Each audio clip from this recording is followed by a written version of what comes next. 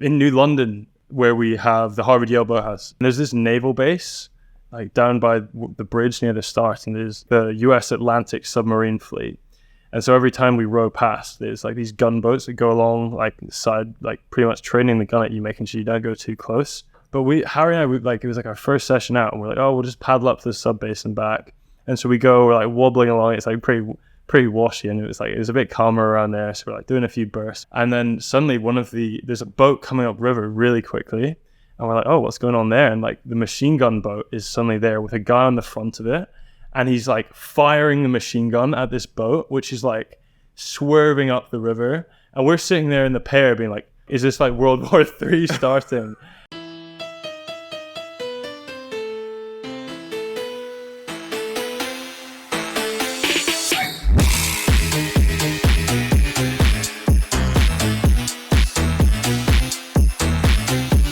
Hey, what is up? Welcome to Last Stroke Counts. Today's guest is a 3-time under-23 World Champion and co-founder of Feather & Square. Please welcome Miles Beeson to the podcast. Hello, thank you for having me, guys. Thanks for coming. Not too far. We've come out to you again. We were working down at the British Rowing Lake in Caversham today, so we've stopped by in Henley on the way back, which is always an awesome place to be. So, like we were saying before, like, if you're building a set for a rowing podcast, it would look something like this, I think. Yeah. And then also you said that your car's up in Scotland, so that would be a bit of a roundabout way to go and get it and then to drive to Oxford. So. Oh, exactly. I only just passed my test as well, which is pretty embarrassing, I think. There's no well, yeah, but finally. It's going to be a bit of a baptism of fire to drive around London. It'd be good to have. Definitely. It makes a difference. But just been too busy rowing. Yeah. That's it. Well, driving's good fun. It's like you're in for a treat, especially the first few months. Yeah, I'll be watching my back, I think. Yeah, it'll be good. I'm excited to get on the road. Just don't pile 4 or 5 other huge rowers. I remember the first time I did that, I was driving down from school, and it's the first time I'd had like 5 guys. So it's like 5 people in this like Fiat Punto. And then like the traffic stops in front of me, and I like go to hit the brake, and it's like there's no brakes because it's like 500 kilos in Momentum, the car. Yeah, it was just like, but yeah, that's classic. Cool. So I think this is a really interesting one. We've had quite a few athletes at the end of their career, which has been interesting to talk about that. But I think it's gonna be really interesting to talk about someone hopefully sort of in the middle of it. Obviously some awesome success so far. Just to go over it. So 2018 and 2019 Junior World Championships. 2019 in the 4 got a silver medal, and then 21, 22, 23. Gold under 23s in all 3 sweep boat classes, so men's 8, men's 4, men's pair. Spent some time rowing at Yale, which we'll get into, and also at the Nesh Cup, which we'll definitely talk about, formerly the Hansa Cup. We've spoken about it a little bit before, but also really interesting to get into your business and how you came across that and making that work. And again, making that work around a full-time rowing schedule. So I think that'll be really interesting stuff to get to. Yeah, absolutely. And also you have been like a requested guest by some of our viewers, definitely. Especially after that 3rd win. Like, who wins 3 under-23 World Championship gold medals? Like, it's one of the most competitive racing there is out there. And to do it in every boat category is pretty remarkable. So it's a pleasure to have you on. Yeah, well, like I said, thank you for having me. And I think with the under 23 thing, I was thinking about it earlier, and it's the kind of thing where, like, I'm at Leander now, came back, gonna eventually try make the team if I can, but like I'm around so many great guys here. The guys who I was around in the Nets Cup squad last week, like you spoke about, I feel like all of those guys are just like such a high level, and it's been such a good few years of British rowing at all levels, at juniors, at under 23s, obviously at seniors as well. And I think I was kind of just like lucky to be in the like right crews at the right time, which I know it sounds silly to say, but like I have examples, because it's like guys like Calvin and Dowa and like who are rowing here now. It's like if they hadn't lost another year to COVID, they easily could have had it. And then there's guys coming through behind me, like Harry Geffen, who I did the pair with, Theo Belt. Like, these guys are starting under 23s younger than I did, and they've already done, like, Harry already has 2 and he has 2 more years. Yeah. Has anyone got 4? I don't think anyone's got 4. I don't think. Medals. Yeah. I was at the pub the other day with Sam Mayer, who had legend. 3 goals because he won the quad twice and the double once. With So we're having a little laugh about that. But I think it's just a good time to be in GB Road, to be honest. I mean, it's a pretty humble thing of you to say, but also like don't take away from that achievement because it's amazing. So yeah, I think luck's a part of it. There's always a part of it. I don't, like you said, I don't think it takes away from your achievement. But yeah, right place, right time. Like under 23s, yeah, I came up with some incredible names as well. Like hiding in the middle of an 8, surrounded by people like Will Satch and Matt Tarrant, like makes the difference. Yeah, I think we've got a little fact to point out as well that we yet to be corrected on this, but Tom's got 3 under 23 World Championship medals, 3 bronzes. We've tried to look through the world rowing history. I think you're the first sweep guy since to have got 3 under 23 World Championship medals, and they're gold. So I'll take that, I guess. Yeah, it's a really tenuous link, and the only reason I did it is because I never had to do the men's. I was never good enough to do the pair, which is obviously like a bit of a higher standard. But yeah, and also because I think it was only before like 2003, it was called the Nations Cup before it became an official world rowing event. So like if you put all those things into play, then I might have been the first British guy to get 323 medals. But yeah, now there's a few of us, which is pretty cool. Oh, well, we'll take it. We should get a little club going. Yeah, but I'm not, all mine are bronze and everyone else is a gold. Have Shep take us out for a drink or something. Yeah, he bloody should, all the medals we've won him. Yeah, to be fair, that'll be a good drink, I reckon. Yeah, it's like you said, definitely there's some luck in it. And it's awesome to see how GB's doing right now. Like not just sweep, sculling, which has been difficult. When I came in under 23s, when we were sort of doing it, when it was like 09. So I think in like 08, they didn't take a quad at all because it wasn't fast enough. And like the scullers were really having to like prove that they had the speed before they'd even like consider taking those boats. Like as a sweep athlete, they were always even had the Cox 4. So under 20, do they still have a Cox 4 now? Yeah, they do. They got silver this year. Like a development. So yeah. Exactly. So like there's always spaces for. I never had to like make the team and then be like, wow, I hope we're fast enough. Like they were always going to send the boat. So, but yeah, no, it's been pretty cool to see juniors as well. It's like insane. Like I don't know, it's looking good for the future for sure. I mean, the only problem is like where are the gaps, like coming up into the team, like. Tell me about it. You've been searching. Exactly, I've been looking. There's not many gaps, unfortunately. I'll keep hanging around long enough. We'll see what happens. I remember I was on like a senior camp in 2011, and I remember like Hodge and Reed all talking about, London will be my last one, and Langers was like, London will be my last one. I was like, there's going to be some spaces here, and then after London, they're like, no, where are we going to go again? Like, man. Cool. So. I guess as we normally do start, like to talk about how you got into rowing in the first place, it's normally quite a fun story. Yeah, sure. So I'm from Aberdeen, Scotland. I moved around a bit with my family, a few different countries abroad. And then like when I was kind of 12, 13, we moved back to Scotland. My mom was like, right, we need to like settle down, get into school, make some friends. And I think like it was the first summer there, we just got there, and I think my mom was like sick of having us in the house. It's like, right, we're going to do something where you can go and meet some people. We were down at the river, and like we saw the boat club, and we saw they were doing like learn to row weeks. And so my dad had rowed a little bit at university, and he loved it. He loved it enough to buy an erg, and so like that had always been like sitting in our living room, and it was like too dangerous for me to touch when I was young. I don't know, like I'm not sure what I was going to do. You guys know all about that, I guess. Yeah, fall off the back. Yeah, exactly. But so like she with a few of like her friends, like their kids, like they stuck us all on that, and it's like this week-long program ran by mostly the kids at the club, ASRA, Aberdeen Schools, which is like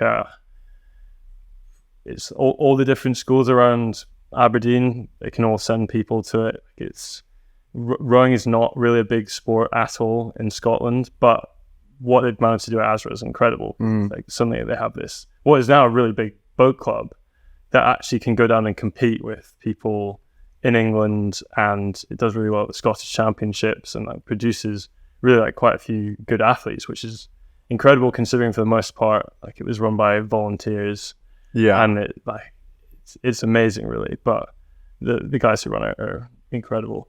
But I guess I did this learn to row week, and I was pretty bad at rowing, I guess, as anyone who started, but I definitely wasn't like one of the most natural people to pick it up. I remember like one guy thought, I definitely don't want to be in his boat. He's just going to catch a crab, because there was like this little race at the end of the week. But I did make some really good friends doing it. And because of that, I was like back in a new place. I was starting a new school. And so it became a great social opportunity for me. So that's kind of how I started getting into it. And rowing at first for me really just started off as being like an opportunity to go out on the river and mess around. Like you don't think of it as a sport so much. You think it's just the boys on the water, like pretending to like tip the boat and just like seeing who gets like freaked out the least. Which is kind of how it started off for me. Did you always have a coach with you, or were you allowed to like go up the river on your own? I mean, I'm sure we always had a coach, but I mean, not really. Like, I feel at school like there was times sometimes just like 15 guys in singles just piss up at the river, like no teacher or anything, like just messing about. There's a bit halfway up. We're supposed to go like all the way up to the top lock and back down again, but halfway up there was like a real like a shallow mud bank that we could all just beach ourselves on and just go and sit on the bank for half an hour, like mess about, and then go back down. All those kind of, like we talked about it before as well. It's like just a sense of freedom that you don't get in a lot of other sports. Plus just being on the water is just so fun, you know. You're out in the sun, always fresh air. Like, who doesn't love that? And even like compared to school, it was a very different environment, because it's like you're meeting like kids from all different sorts of backgrounds as well, and you can do what you want, you can say what you want, you can like get up to anything, and suddenly you're not just going to this club to train, you're also going on weekends away to Strathclyde Park in Glasgow, and like suddenly we're going to shops on our own. Which like when you're like 13 is like quite a big adventure. It's like I've got to make my own pre-race meal, you know, in a Holiday Inn with what I can find at Asda, you know, and it's like it was never anything good, you know. But it was just like all the like, stupid stuff that we would do. Like I had such a good time with that kind of side of it. I used to get packed away. Well, my mum would make food, but like food for like 15 people. I'd like go away for like a one day at Dorney. I'd have like a cooler box, a hamper, just like handing food out to everyone. Like that was awesome. I was lucky at that. I remember, like my coach wouldn't let us, like in Poland, he wouldn't let us go outside to the shop on our own like 2 days before regatta. He was like, I don't trust you. Coach, it's 200 meters. I don't trust you. It was like, what, he doesn't want you to get run over or something? No, he just thought we'd like run, sprint, break a leg or something. Because a few people have done that. So I guess there's like a bit of history there. Not me, personally. Yeah, sure. So go on. So I started off when I must have been 13, 14. And we started off sculling. I guess the main kind of goal was like Brit Champs Nat schools, doing the Cots quad there. And I was always like quite a big kid. I think I probably peaked relatively like on my erg when I was like 13. I went like 650 or something. And so I was actually like, at the time that was like better than most of the kids in the club, because we didn't really erg as well, which was because I think because it was like a fun club, it did well, but the way that they kept a lot of people was by doing more fun things. So we'd be doing circuits, we'd be doing runs, which a lot of like the smaller kids were better at, and I was terrible at. I was so bad. So we'd be doing circuits where it would be like you do a like 4K run and then like a K on the erg, and then you do 50 burpees and stuff like that, which is a fun and it's competitive, but it's like I was always just worse at it. I think I probably would have been better off like just erging the whole time, but in the end I had a good time, and I think that was like definitely the most important thing. It's kind of like crew bonding, isn't it, when you do those types of activities? I remember we used to like every Wednesday, the second session would always be just playing basketball or football or something. Like it's just good crew bonding, and it translates to the boat. I find it frustrating when like everything, like for a certain sport, like everything has to be about that sport. Like you can't, like, no, you can go and cross train and go and play I told this one before, didn't we? Like I was at under-23 camp, and we had like a third session was like a football match, and everyone was pretty tired, and like we were going to go to Shep, and then Shep was like, I've got something I need to go and do, so you can just go and like work it out for yourselves. So we were like, day off, innit? Like, just going to walk up there and do absolutely nothing. And we like got up there, split into two teams, and like within 5 minutes, it's the most competitive football match you've ever been a part of.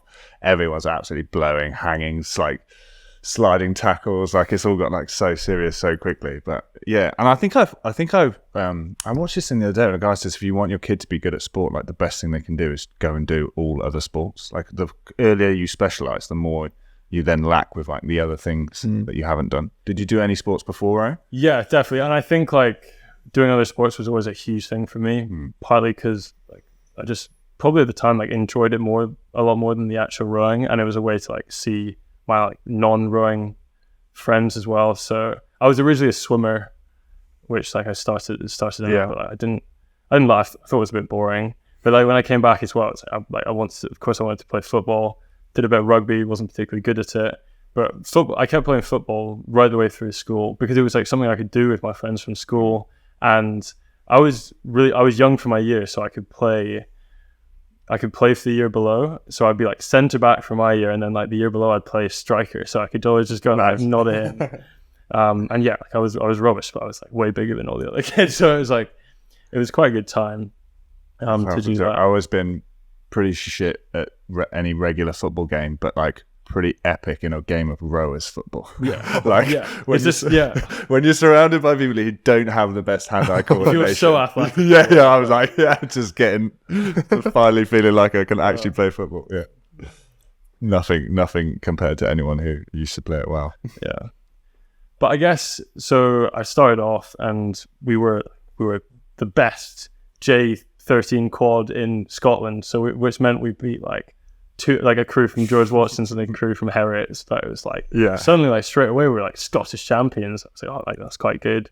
Like it sounded good at school, and so like we got into that. And we were having a really good time doing it. And I was looking up to all these older guys in the club who were all doing home countries and rowing for Scotland. And then I was like, wow, that's crazy. And I remember coming home and be like, Mum, like I could row for Scotland one day if I keep going and I work really hard. Maybe one day I could row for Scotland and I could get the all-in-one. Because at the time it's like I had 2 all-in-ones that I would like cycle through. I had my Azra one and one like a Godfrey one that I got, like which is great because it's like you just accumulate so much kit over the years. But it's like, I really didn't have much at all.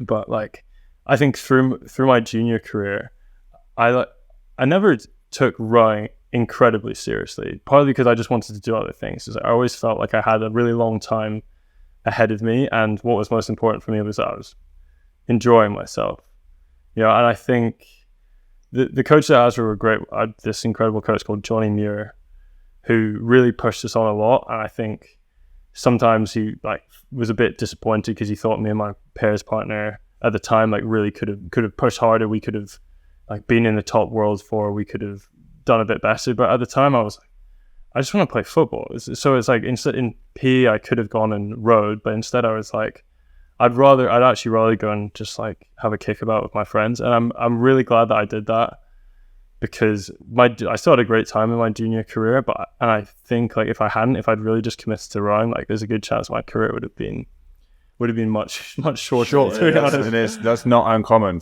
it's obviously in rowing it's so easy to start taking it really, really seriously really quickly, and like it's not uncommon you see a lot of guys who've done really well at junior worlds that then don't go into rowing anymore because they like put all that pressure on themselves and just they're just burnt out. So like I think that's like great advice really to make sure you keep enjoying it. I think it also like translates outside of Britain as well, because I just remember being told by like my coaches and like older guys, like if you're good as a junior you're no senior, because like by the time you're 18, 19 you've been rowing for like 4 or 5 years, like really hard, 12 times a week. Then you want to go and start to do other stuff because you didn't get to do that before, whereas with you did, and probably that's when you were like, okay, well I actually can devote more time to rowing because I don't feel like I'm missing out on other things now.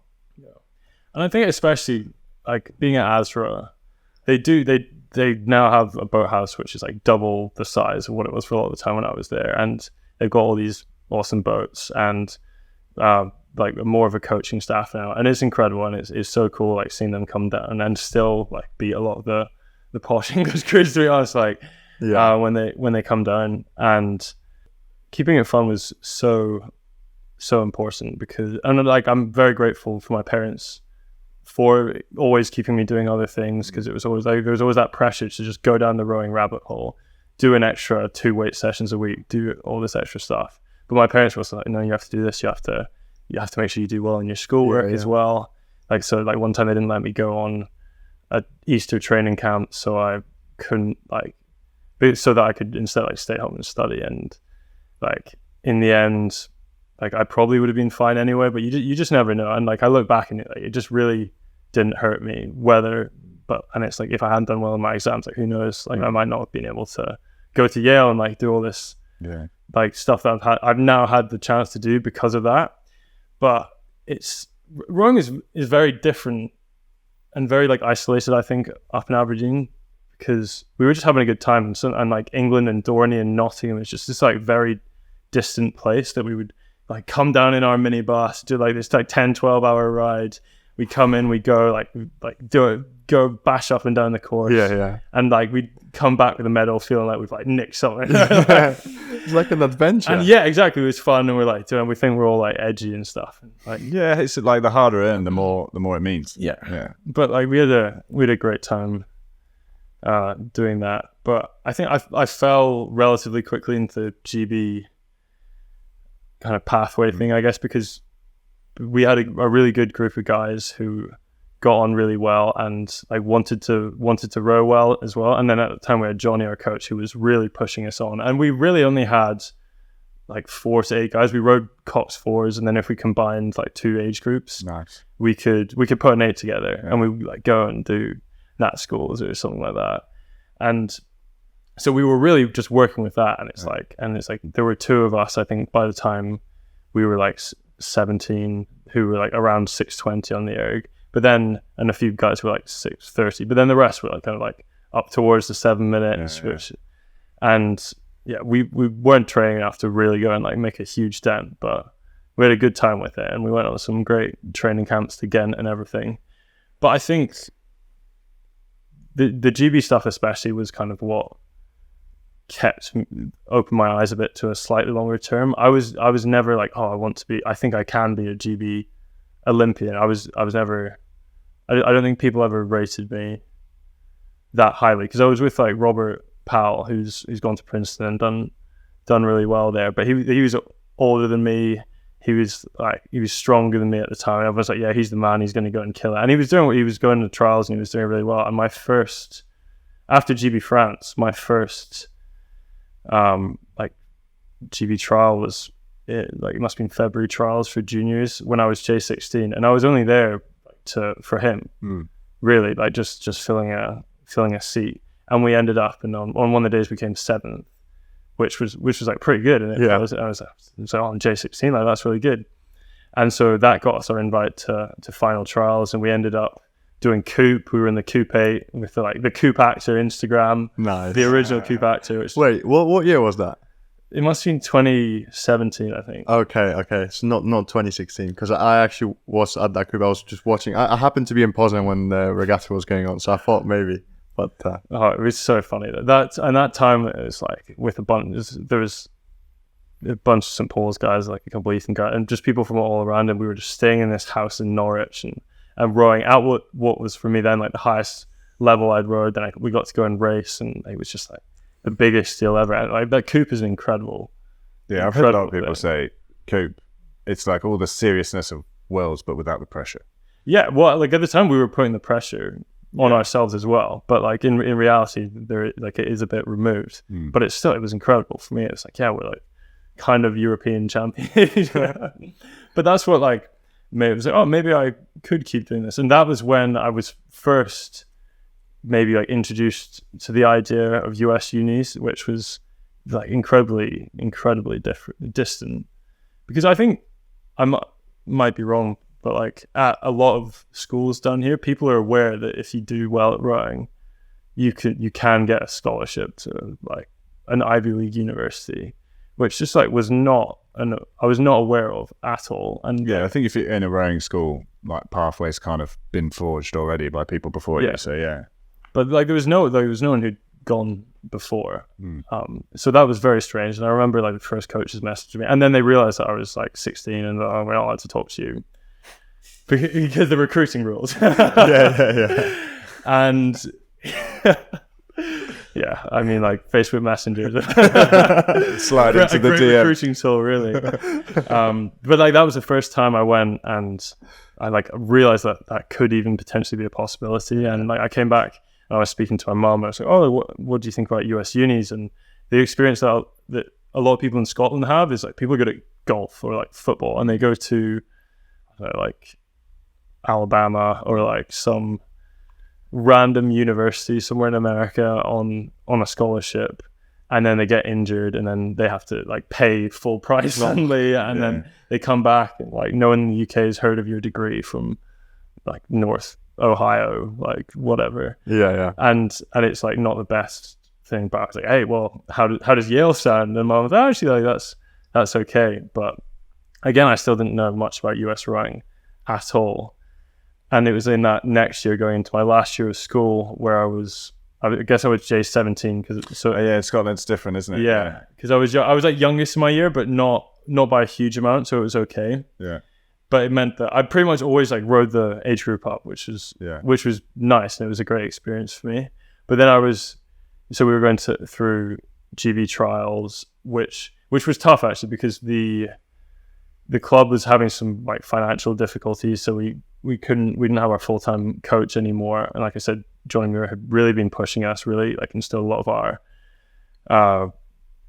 I think the toughness that ASRA kids have, and just the like really good technique for people who don't train that much. And it's maybe not the most aesthetic thing, but it's like it connects the water and it makes boats move. That's the way you need.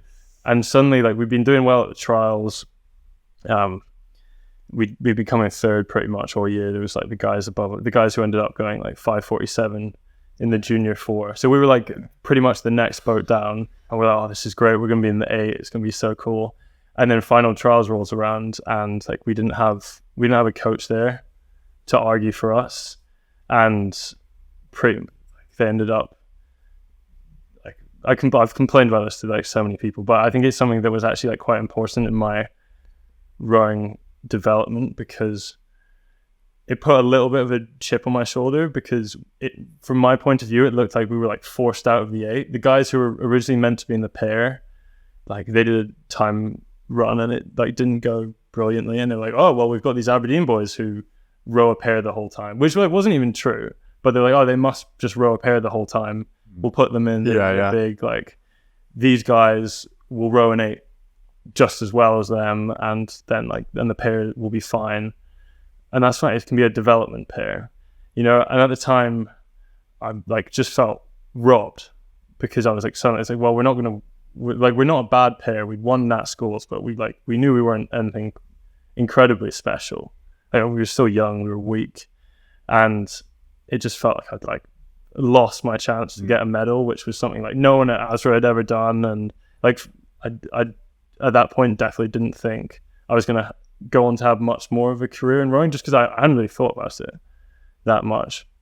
But so we went to the Worlds.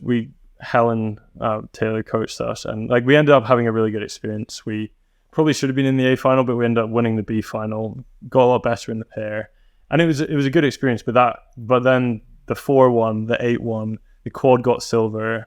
So we ended up being the only guys in that entire team who like didn't have a medal, which was tough. And I was like, oh, it's just because we're Scottish and because we didn't have a coach. Like they just went and like we kind of just got pushed into it. But really, like I think there was more at play probably, where it's like, I'm sure Shep watching over and be like, yeah, it'll be a good like kind of little development boat. And it definitely was better, because like who knows, like if I'd been able to go into that 8 and got a medal, maybe I'd be like, actually, yeah, I'm fine. I'm gonna call it a day and go and play. Yeah. No, not go. But that like kind of awakened something in me where I was like, no, I'm like, now I'm gonna prove. Yeah, it's like I'm good enough to go and get this medal. And then like after that, that's when I was heading off the States. So it's like, I mean, you did what you're supposed to do. You won the B final, which is like you don't want to go to a B final and come dead last in there. Yeah. So it's fine if you win it. And obviously, it's tough racing in pairs. It's a smaller boat. You have technically more races, and you can't hide in a pair. Yeah. If you're binning yourself every race trying to like make it through the quarter and the semi and then the final, like it's gonna pay its toll. Yeah.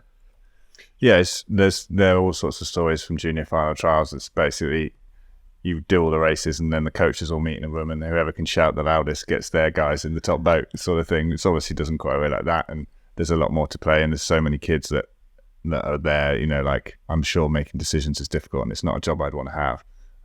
But yeah, in that experience as well, definitely you took it the right way and been like, cool, I'm going to show you now. And I think sometimes, whether consciously or subconsciously, like you say, like sometimes coaches might know, you know, like that might be trying to get a rise out of people. You know, we were speaking to Al the other day about Chris Cotton giving them absolute bollocking before a GB trial, and then all three of them did absolutely awesome. You think, what was that planned? You know, yeah. So yeah. It's hard, but then also you're kind of a product of everything that's happened to you, which again we've talked about. But yeah, it's cool to see. Like that's the making of it, really, isn't it? Like when the decision doesn't go your way, what do you do about it? Yeah, I just it kind of reminds me a bit of like, so Johnny, who was our coach at Azra, he was just like ex-military, very very very straight shooting. I remember like we did the GB France and it was with a bunch of Eton boys, and we were down at Dorney, and there were like the five of us staying in one like Holiday Inn room in Windsor, and we were just roasting, like we couldn't sleep and everything. But then we went to Dorney the next day and we got to row in a Hudson, which was crazy for us. Yeah. And we're like, what is this? Like we saw all the facilities that they had. We were like, this is crazy. It's the funniest thing. And then like Johnny was down there coaching with us, and all the Eton boys like calling him sir and everything. He's like, I'm not a sir. Like, he's just like, and they're just like quite taken aback. But it was so funny because he was always just so straight. Like his race talk to us would always be like, all right, you know what you're doing, get the job done. Like, not holding your hand. No, yeah, exactly. And I think it's what you see from a lot of the best coaches, like right up the levels. Really, it's like Steve Gladstone before the IRA final would come up, and it's like, you did what you did in practice. Now just go get the job done, and it's like nice and simple. Yeah. Works for me. The less they say, like they don't say a lot, but what they do say is worth it. Exactly. Yeah. Don't reinvent the wheel. Yeah. So then you went off to States after your first Junior Worlds. Yeah. And what course did you study? How did that come about? Why did you choose Yale in the first place? So it was kind of interesting because I knew nothing about US universities. I didn't know anything about US rowing. I was never a big rowing nerd when I was a junior, because I never thought I would be, to be honest. But I do have a rowing Instagram account now, I guess. But I think it was very strange. I didn't know anything about it. I knew that US rowing was good, and I'd heard the guys who'd been rowing for longer at my club, they would talk about guys like Charlie Owens, Tom Digby, and they're like, oh my God, they're going to Yale, they're going to Harvard, these guys. That's crazy. And then I remember watching, I'd never been to Henley really until during my junior career. And so I remember lying on the floor of my bedroom, watching the Henley races and seeing those guys come over. And it must have been the 2017 Yale versus Washington Henley final, which is an incredible race.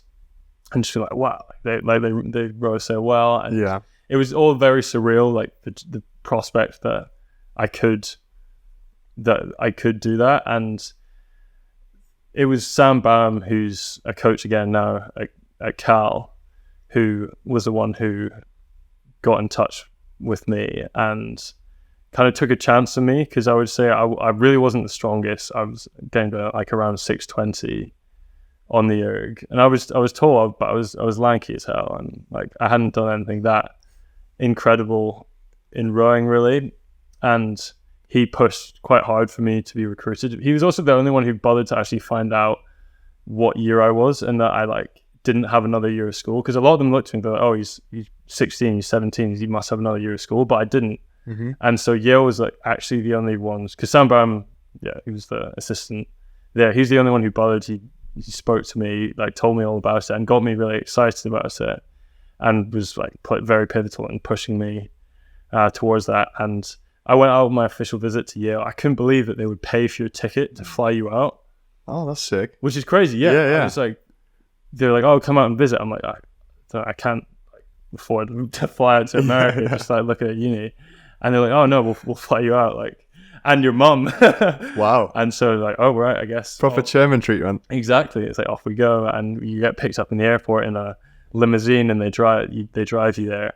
And I was there, and I was talking to guys, and like, it turned out Yale had like won the last two I guess won at that point, like IRAs national championships. So I was like, oh, this is like the best team as well. And like, I went out on the launch, spoke to Steve.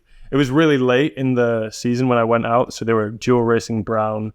I got to see them like wipe the floor with them. Nice. And it was just so cool. I was blown away. The guys went back to the house, the crew house after. They had a barbecue going, and I'm like, what is this? It's like, it was actually like something out of a movie. And from then I was completely sold.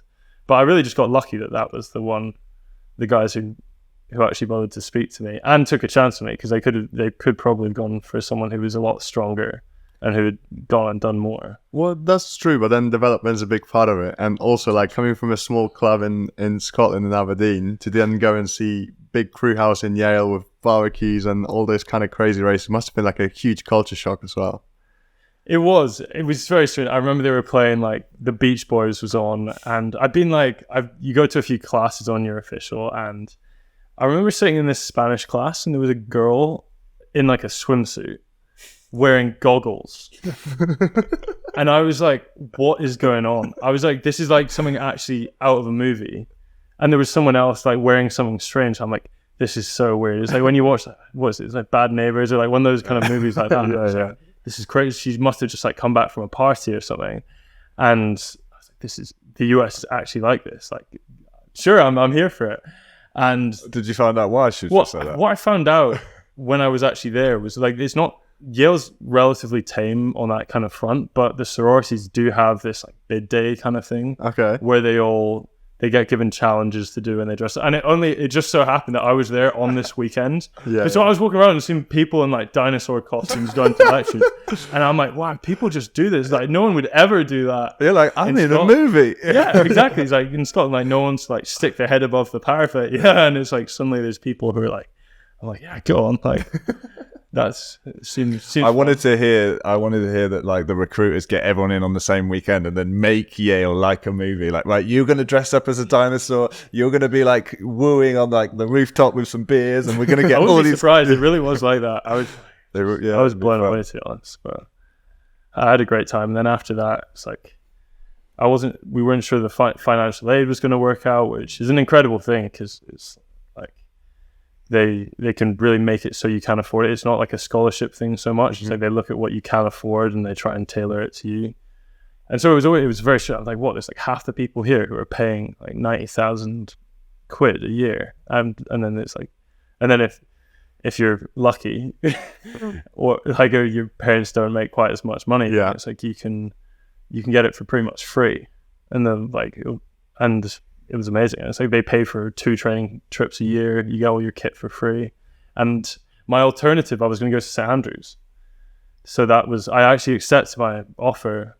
For St Andrews. So I could have ended up with Alan Sinclair from the other week, but it would have been a very, very different experience for me, because it was a much smaller club. I presume I would have done sculling, but the fact, like, I wasn't sure if everything was going to go through. So it was only really like a month or so before I flew out to Yale that I knew I was actually coming. It's crazy. And so I have no idea what I'd be doing now if it had gone the other way. I'm sure I would have had a good time. But it's still an incredible uni, St Andrews, isn't it? But yeah, obviously Yale is such a household name. Like, everyone knows about the Yale Harvard race, and just rowing in the US is just super competitive, and there's just like boats upon boats upon boats. It just looks super fun to be a part of, like, a team with that caliber. How was it in that system? Obviously, it's something we miss in Britain. It's like having that level of consistency, like being able to, when I did the ladies' plate, back in my day, that like maybe there'd be a Molesey crew or a Brooks crew that would give you a bit of a race through the season, but then you got to go and race Brown or Harvard or someone, and they've been having humdingers like weekend after weekend. Like, what's the racing schedule like? How's that all work? It's crazy, because for a start, like, you're racing every day pretty much in practice. Yeah. Like, despite Steve Gladstone, absolute legend. Like, everyone will tell you that. And being able to row for him was absolutely incredible. And he kind of runs his practices like races. We like row up the top and then we come down and do like 3 2Ks with swaps. Nice. And so like you're used to just running hard the whole time. And then like, so we wouldn't have many head races. We'd have head of the Charles, which we wouldn't really prepare for. And then we still get kind of shafted if we didn't do very well. But it was a lot of fun. We had that. We had head of the Hoos. Like we rode on the Housatonic, amazing like 7K stretch, gorgeous river. And where we dress up, we wear like Hawaiians or like false mustaches and stuff like that. And it was always, and like UW showed up one year and we beat them when we were like in suits and ties. It was like, and then they beat us at the Charles. But it was just such a good time. And the racing season, we would normally go on training camp to Florida over Christmas, and then we come back, have a few more weeks because you can't row over winter because it freezes and there's rules. So we'd just be in the basement of this huge gym churning away, but like we always actually had a really good time with it. And then we'd fly out to Florida again, Canal 54, Sebastian, Florida, amazing training camp location where it's just like you just plow up and down. We do our like last few seat races, like the big seat races there, and then we come back and then we get into the racing season, which always started with the Yale Brown duel, which was a great way to start. And then from there on out, it's like pretty much a race every weekend where it'll be a duel. So it's like you'll be racing Princeton and Cornell or Dartmouth, and you're traveling all around doing these. And then Eastern Sprints, which is like the Ivy League and other Eastern teams, that kind of happens at the end of that, which is round about final exam time, which was great. It was always a really fun race. And there's the betting shirts and everything, which was all completely surreal. Like if you manage to win that and you come away with 25 shirts from other teams, it's an incredible tradition. You get shirts from a duel as well. Yeah, you would. So what's your count? Have you counted them down? I haven't tallied it up, but there's a lot. I'm gonna try to get my mum to like sew them into awesome, like a blanket or something like that. Oh, that's sick. I've got quite a few Brown and Dartmouth, Princeton ones. Got a few Harvard ones. Yeah, a few Harvard ones. I've got one Harvard kill, but they don't give you tops at Henley. Harvard. Yeah. They got me back, unfortunately, in the finals. Yeah. But the guys like Tom Digby, who won 3RAs, he probably has like 250 shirts.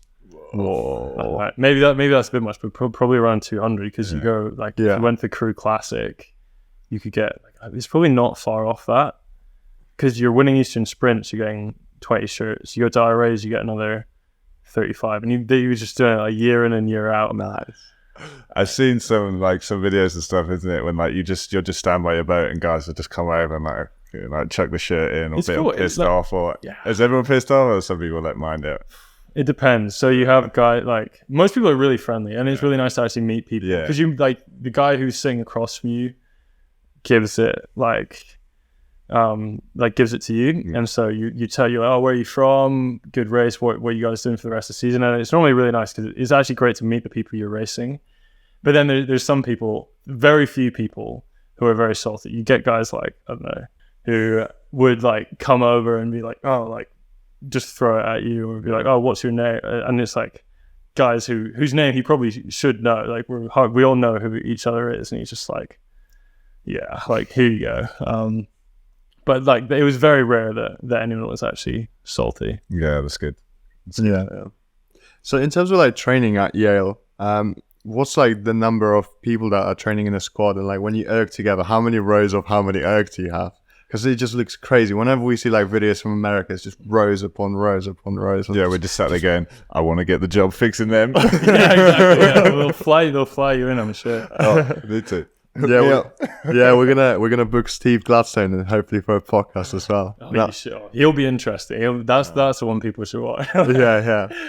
But like, what's crazy is I came from a club where the guys and the girls are all intermixed. It's like there's like maybe like 60, 70 guys and girls, but there it's like on our men's rowing team, the heavyweight men, we had like probably like 50 guys, and then there was a women's team which has 50.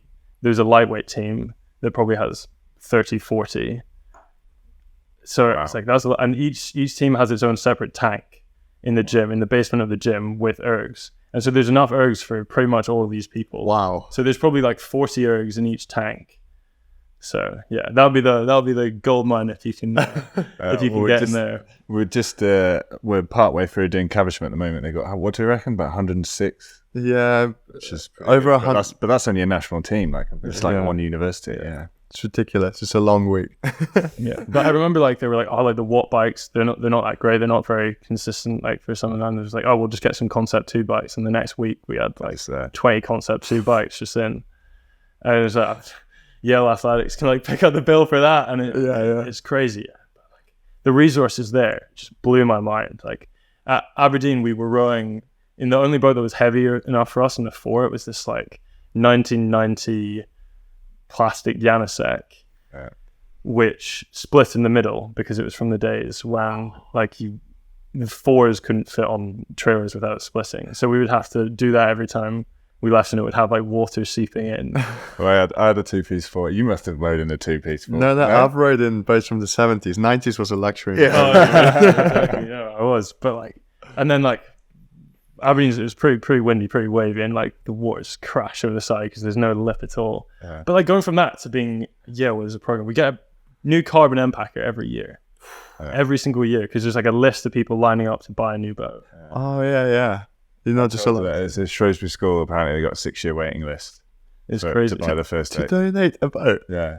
We did a training camp on school there, and halfway through the camp, we bow rigged, and I can't remember his name. He's quite famous for our American coach, Todd something. Before your time, you won't remember. Anyway, he comes down and he's like, "Oh, hey guys, how you doing? Oh, you've re-rigged for bowside." We were like, "Yeah." He's like, "We just got another boat for that." We were like, "What?" He's like, "Yeah, well, we got like a custom-made boat that's like end packer that sits on the top rack that's just like bow rigged and doesn't change. And if they want a bow rig, they just use that boat instead." Yeah. And they just ship it out from Germany as well, because like, it must be even more expensive to get it.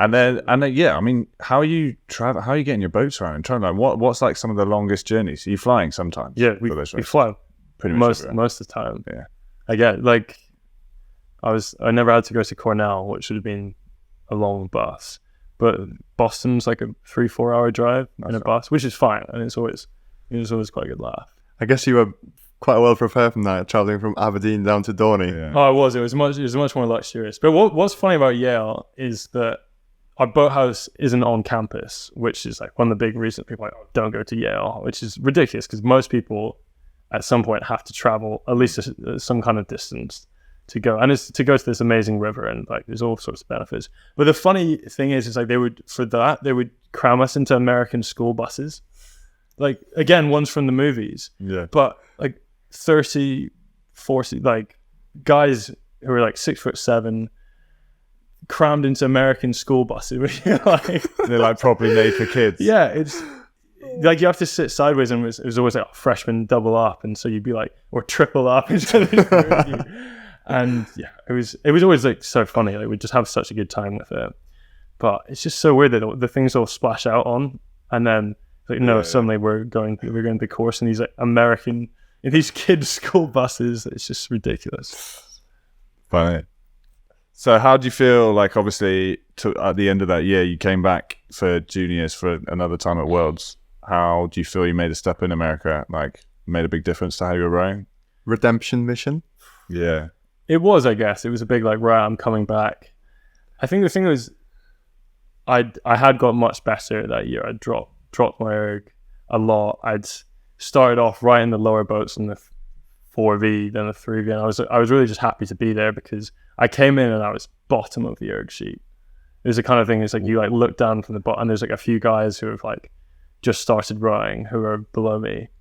And I was doing stuff, it was like, we did a 6K and I beat my 5K PB and I was ranked, I'm like 39th in the squad. And you're like, and at this time got Charlie Elwes and everything, like just absolutely killing it up at the top. And it's like, you look up and it's like, yeah, I don't know if I'm ever going to get, but I was 17 and there's guys who are like 23, maybe even like 23. And there's just such a big physiological difference there that it was hard to compete with that. And it was a very like new volume of training for me, but it meant that I could improve a lot really. And I think I was held down a bit by my erg at first, like before I was in the 3V, 4V mix. We got at the jungle where he was like battling up and down. But again, it was a great time and it taught me taught me how to row hard, and I was really just happy to be there. And then it's like, as the spring came and we started seat racing, I was like, oh, hold on, it's like I'm still not the strongest guy, but I think I can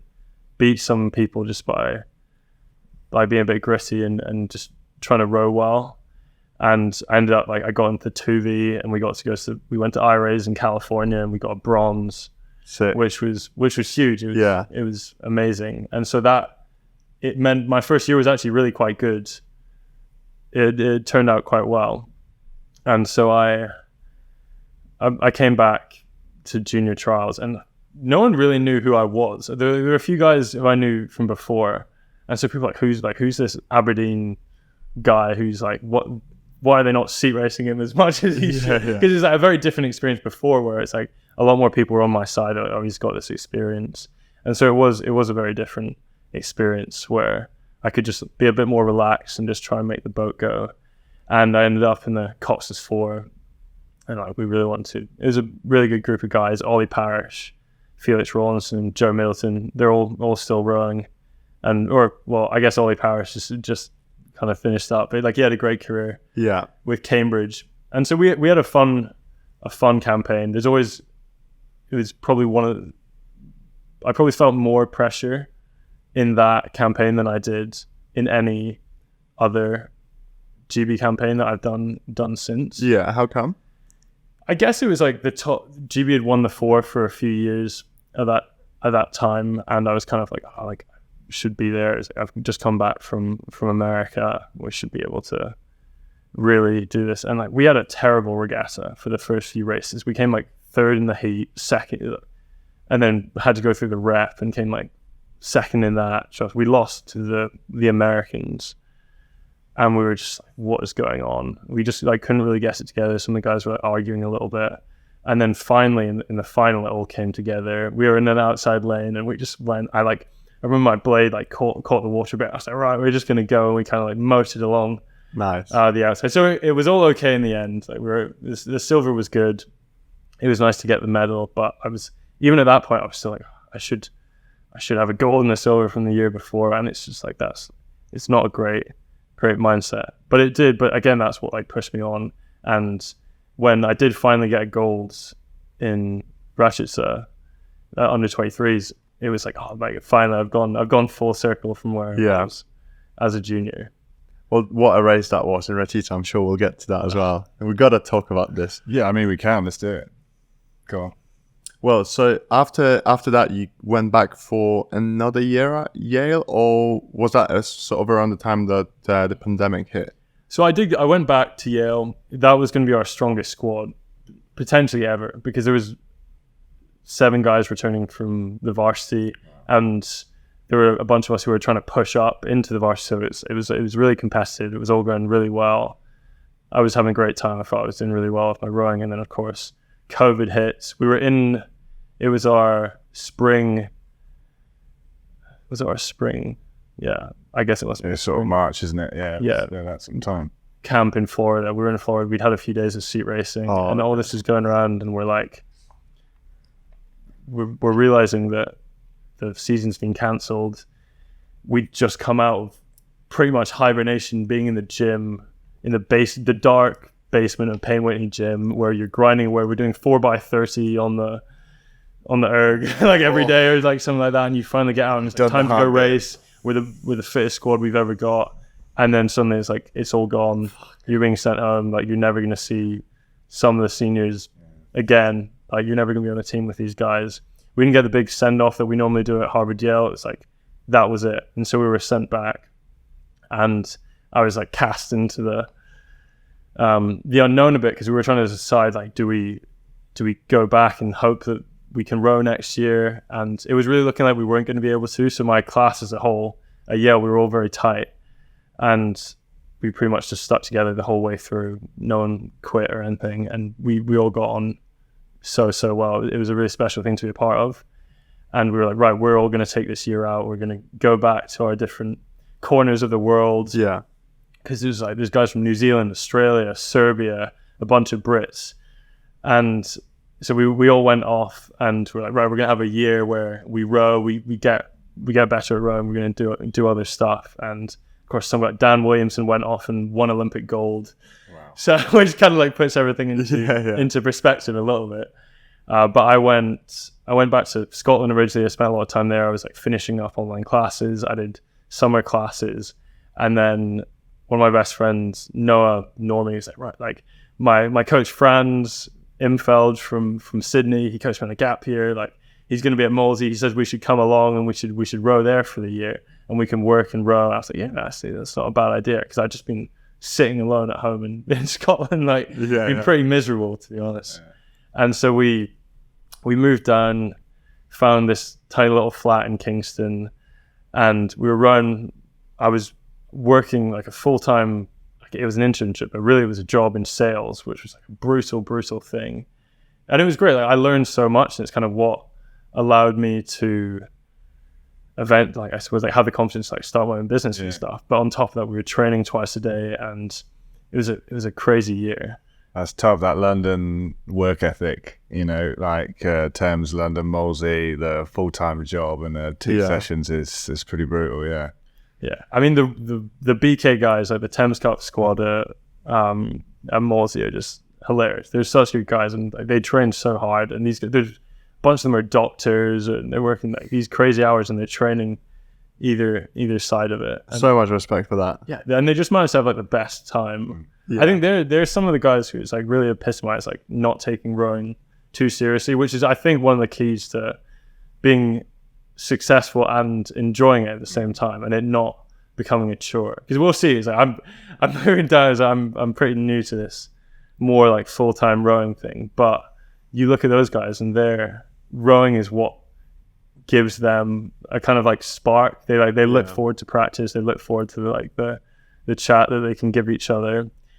And they want to. It'd be much easier if they like just went home after a day.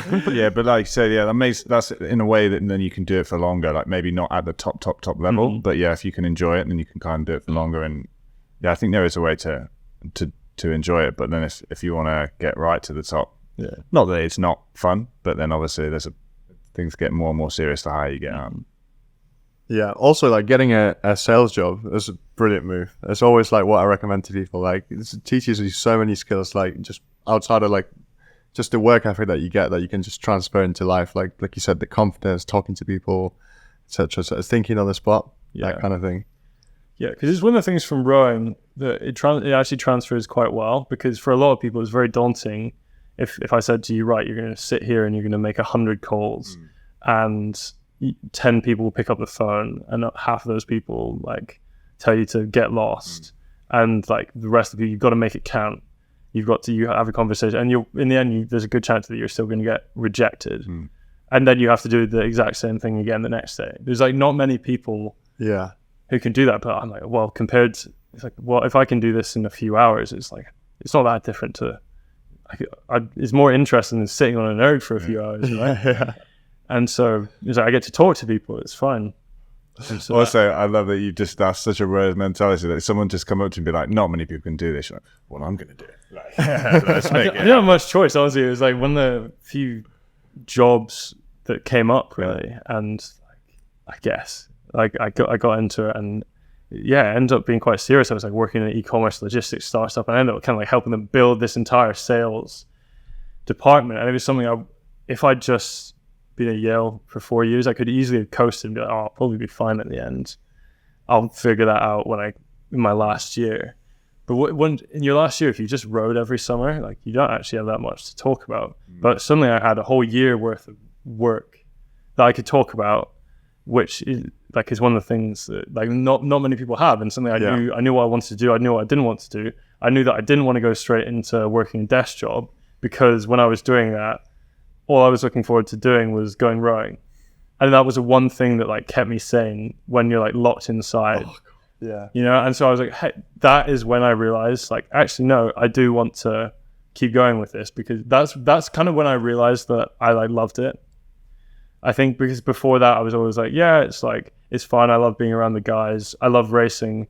I love winning, but it's like, but I want to do other stuff. I want to get on with I don't want to be like stuck doing this.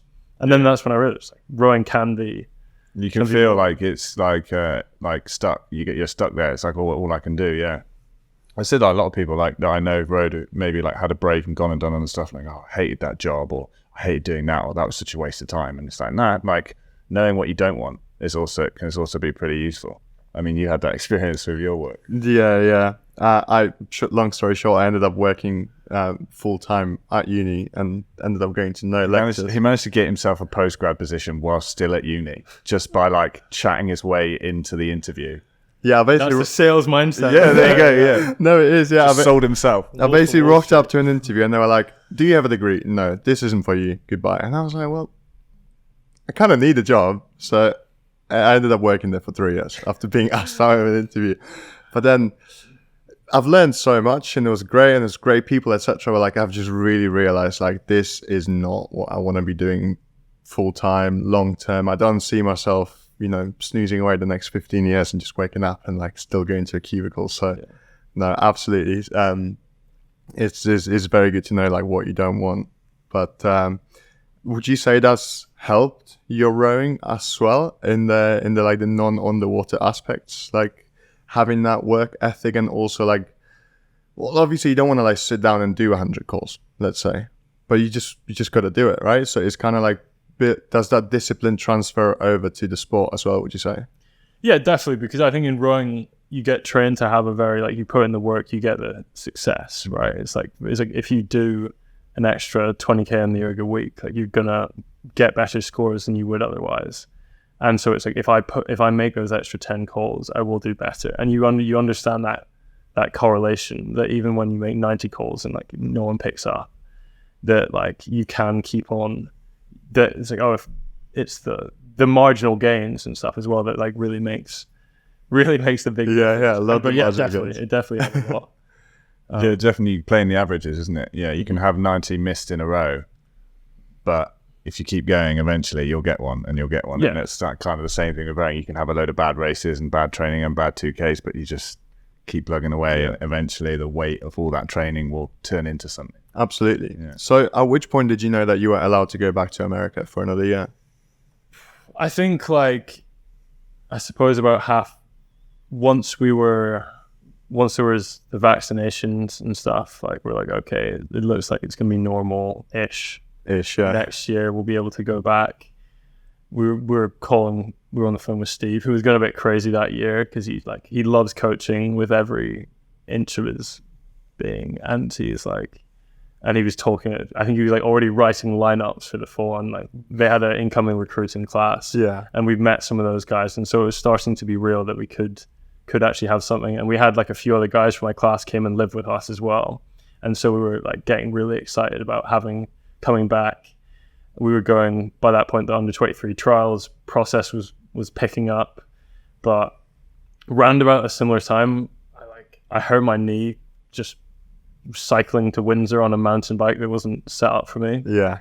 And I remember like Alan Sinclair was talking about doing this sitting down ski erg, and I had to do, like, I was doing that for a month, like right before trials.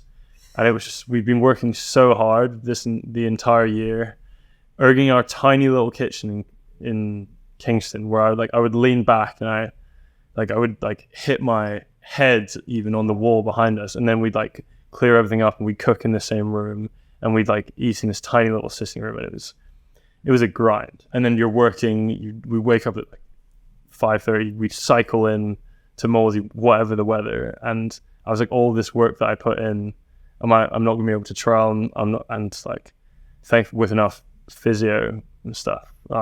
Simon, who was at Molesey at the time, he was amazing. I was able to get back in the boat for trials. My poor pairs partner, Noah and Norman, like we've been going really well up until then. We've been like doing some great times and everything. And suddenly no matter how much sitting down ski erg you can do, you're not going to be boat fit. And I was in a lot of pain, so I couldn't row long sessions. And we just had to do this, like the last pairs regatta before final trials. And we just hung on. I was in stroke, and he's like, come on, like you can push it up a little bit. And I'm like, I've never like felt so unfit in a race in that. And so we managed to like just scrape into final trials. And then so final trials was a few weeks later.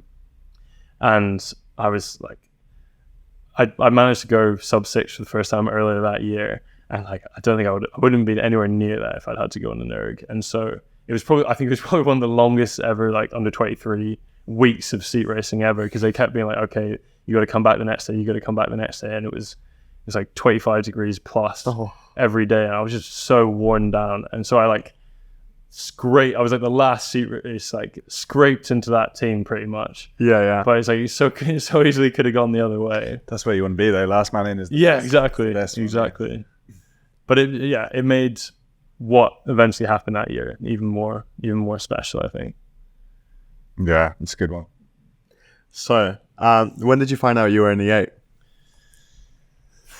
I think Shep said, we're going to try some combinations. Exactly. I was straight to the 3 seat, I think, originally, and then they re-rigged it and I was in 2. So, but I was like, so I found out they pushed it out, and they were seat racing one last set of guys for that 8, and at that point I think I knew I was okay, but I was so like, I don't think they even had me doing anything, because I was just like lying on the side pretty much, like can't do anything else really. Because I think that whole campaign, I didn't feel very fit, and it only really all like came together right at the end. But yeah, I was happy to be there. So your first under 23s, you go out to Rachita. It's a course that I haven't been on, but Tom has for his first under 23s. I did there. Yeah, a few similarities here. Yeah, it's good. It's all right course. It's sort of like Eastern Bloc, but it's not too bouncy. Yeah, it's not like Ghent or anything like that. It's kind of a bit concretey, but it's not a bad course. Yeah, it's a good course. Like concrete bathtub. Yeah, it's hot. Yeah, it makes it hot. Yeah, so fast times. Mm-hmm. What time did you get? It wasn't even that quick. Like in the end, I think it was like 6:30. No, not 6:30, 5:30. Like obviously 5:30, but yeah. I was gonna say So did you go into? Yeah. Well, I guess I think we had a bit like the wind was swinging around. I must have been. It doesn't matter what your time is. In all my races, it has. I don't know. It doesn't matter what the time is. If you end up with the gold medal, like the time doesn't matter. Absolutely. So I wanted to ask, like, did you go into that race expecting to get a gold, or what were kind of the expectations set on the team? I was always completely confident. And even in the race, I was completely confident. And I think we were paddling around, and like there was just such a confidence in that boat. Maybe it was unjustified. I think like we'd done some good times at Caversham that was faster than the 8 the year before, which had won. And so I was like, oh, well, we're definitely going to win, right? And I saw the US lineup. I'm just like, oh, they're like, they could well be that good. Like we should have them. We've got all these. We had like Tobias Schroeder going like 550, Felix Drinkle, like Callum Sullivan, who had won the year before. And so I just had so much confidence in those guys. Mikey Dalton in stroke was absolutely savage. And when he's firing, like nothing's stopping him. So I'm like, all I've got to do is sit here and just do the thing. It felt good.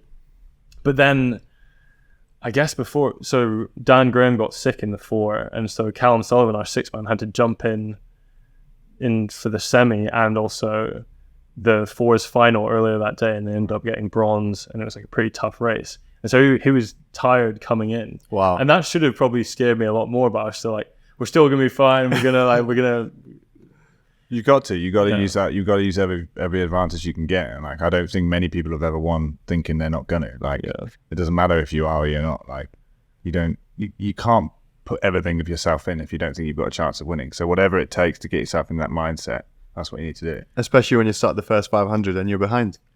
Yeah, I mean, we were like in that race. We were like 4th with maybe even like 600 to go, something like that. And I remember looking across and be like, oh wow, like we might not medal. Like, let's go. But that race we were sprinting from 750 to go. Yeah, we've watched it quite a lot. So we were coaching at Oxford College a couple of years ago, and starting to do more work with coxes, and I'm like, I'm not a cox, so I need to do a bit of research on this. And one of the videos that came up was Scott Cockles put it on with the recording, and it's just for me like a great example of like controlled aggression. It's like a lot of people think coxing is just like screaming and shouting, and it's like there's volume there, but like there's also a lot of control to do with it. So we watched it quite a lot, and it even became there's a few little like sayings that came out of it. Like we ended up saying something that I don't think actually gets said. I think we just combined quite a lot of his things into like good fucking rhythm, Mikey. Right? Yeah, that was one of the catchphrases. Yeah, so he used to shout this. So one of our athletes who's now training at Cambridge, she'll hear this. Good fucking rhythm is what we used to talk to our stroke seat. So Yeah, no, that was such a good example because like also the confidence portrayed by the cocks. Like we know we're fast. We stick to our race plan.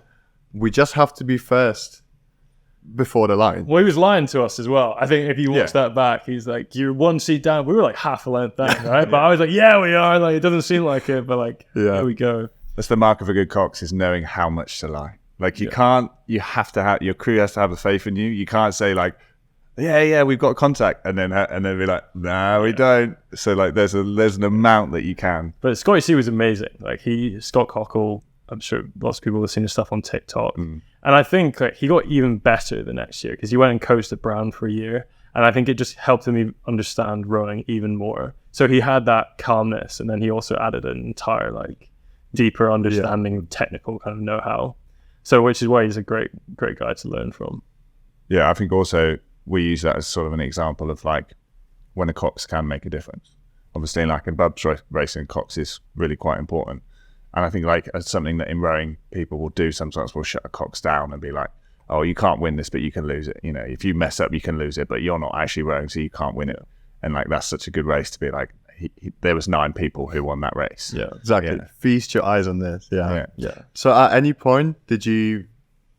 Well, I know you said that you thought you might not medal, but like when did it actually like set in that you were like, "Fuck, we've got it. It's gold."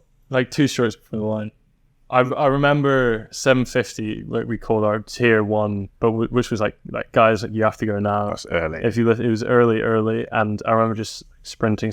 We were slowly moving through the Germans, and I was like looking over. The 2 man in the US boat was a Yale guy, who like I'm good friends with, but we definitely had a bit of a rivalry going. And I was like just looking at him, being like, he's still like a seat up on me. I'm going as hard as I can, like, sprinting as hard as I can, and we're not moving. And then slowly I'm like, oh, suddenly we're level, like it's working, but it's like, it's not quick enough. And you just really spread, and you can see them like really going for it. And suddenly we were level and still going. And it was really like the last 2 strokes where we just like edged out ahead, and it was okay. And it was like, I think the one time in my rowing career where I finished a race and I was like, I'm done. Like, this is where I'm going to retire.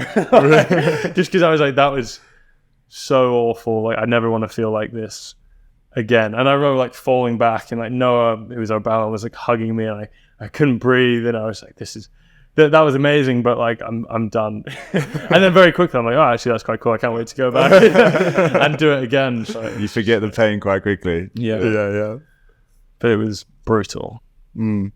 What a way to finish off an incredible season, right? And especially with like all that, 2 seasons of work really without getting to race like in the middle of it. So no, that's it's a pretty nice way to be crowned world champion for the first time. Yeah, definitely. It got me very excited about going back and doing it again, because I was like, oh, I've got 2 more years of this. I could like do something here, you know? Yeah. Like, and it's like under 23s is such a fun kind of campaign to be on, because the standard of rowing is really high, and especially right at the top, it's like, I don't think it's too far off the senior standard. Not at all, no. Now, we used to run separate under 23 gold medal times, and then like Sinkovic's won both in a year, and it's like, okay, you just run off senior gold medal times. Yeah.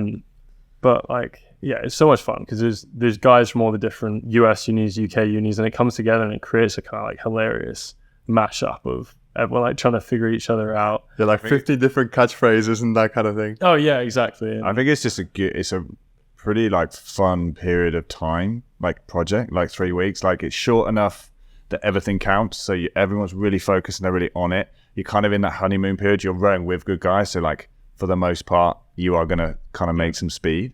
And like, I feel like compared to other projects, like other times I say, been at Leander, you're running an H project for 4 or 5 months, like you find some speed, and then you start like, then it gets really hard to find that next bit, and then it dips, and like, it's just another 16k, I can't be asked. But where do you say you weren't staying in the Riders Hotel still? Oh, we were I think we were in the Majeski. Oh, but that was that year. What made it even more crazy was like half the team got sent home because of COVID, so there was no women's 8. There was no quad. They sent a double instead. So like a bunch of people didn't get a chance to go, and like the whole team would have done really well. But we were sitting there being like, are we gonna get sent home because the women's 8 got sent home through like such a precarious link that like someone's boyfriend had been near the Leander physio who had COVID, and then they were like pretty much axed because of that. And I think like we had someone who'd like been in the same room as them or something, and so we're like hopefully they don't turn your phone off. Yeah. Good buddy. Cool. So having won, obviously, so going back to Yale again, but like in terms of your rowing career, like you said, from this point, you've just kind of been enjoying it, seeing how it goes. Having the gold medal, did that start to make you think about taking it further, or anything you wanted to do after seniors? And like you said, like, right, I've got a couple more years under 23s, but are you now sort of transitioning into like thinking about taking this in as a career or take it more seriously, or are you still able to just keep enjoying it? Like, would that be the secret for you? I definitely did start to like, by that point, I think I like did have those aspirations, especially because at that time at Yale, there were like 3, 4, 5 guys who'd like been at the Olympics for their countries. Like Dan had won gold at New Zealand. Jack Lopez had been in the double. Andrin Gurlic, now world champion in the pair, was there in the 4. Yeah. And like all those guys, like they'd been there, done that. And I was like, if they can do that, I'm like not that far off them where I could do that. You know, like if I keep getting better, because it's like I'm no Jack Lopez or Andy, but like, but I was like, I was in both. We'd be in 4s or pairs that were like similar speed, and I was like, I thought that I could, that like if I had a chance, I could probably go and Makes it real. go and get them. We've heard other people, John Collins, Arthur, a few people talking about like when you get to sort of physically see that distance, like hang on, like they're beating me, but like it's only there. Like now, like people, you know, the expression touching distance, like you're kind of like, and it makes it more real in your head. And I got a lot stronger that year, like to the extent where by the end of the year, I was like, I believed a lot more in myself, where I was like, you know, actually like I could take on these guys. And like, it was a hard year for me because I was getting swapped sides a lot.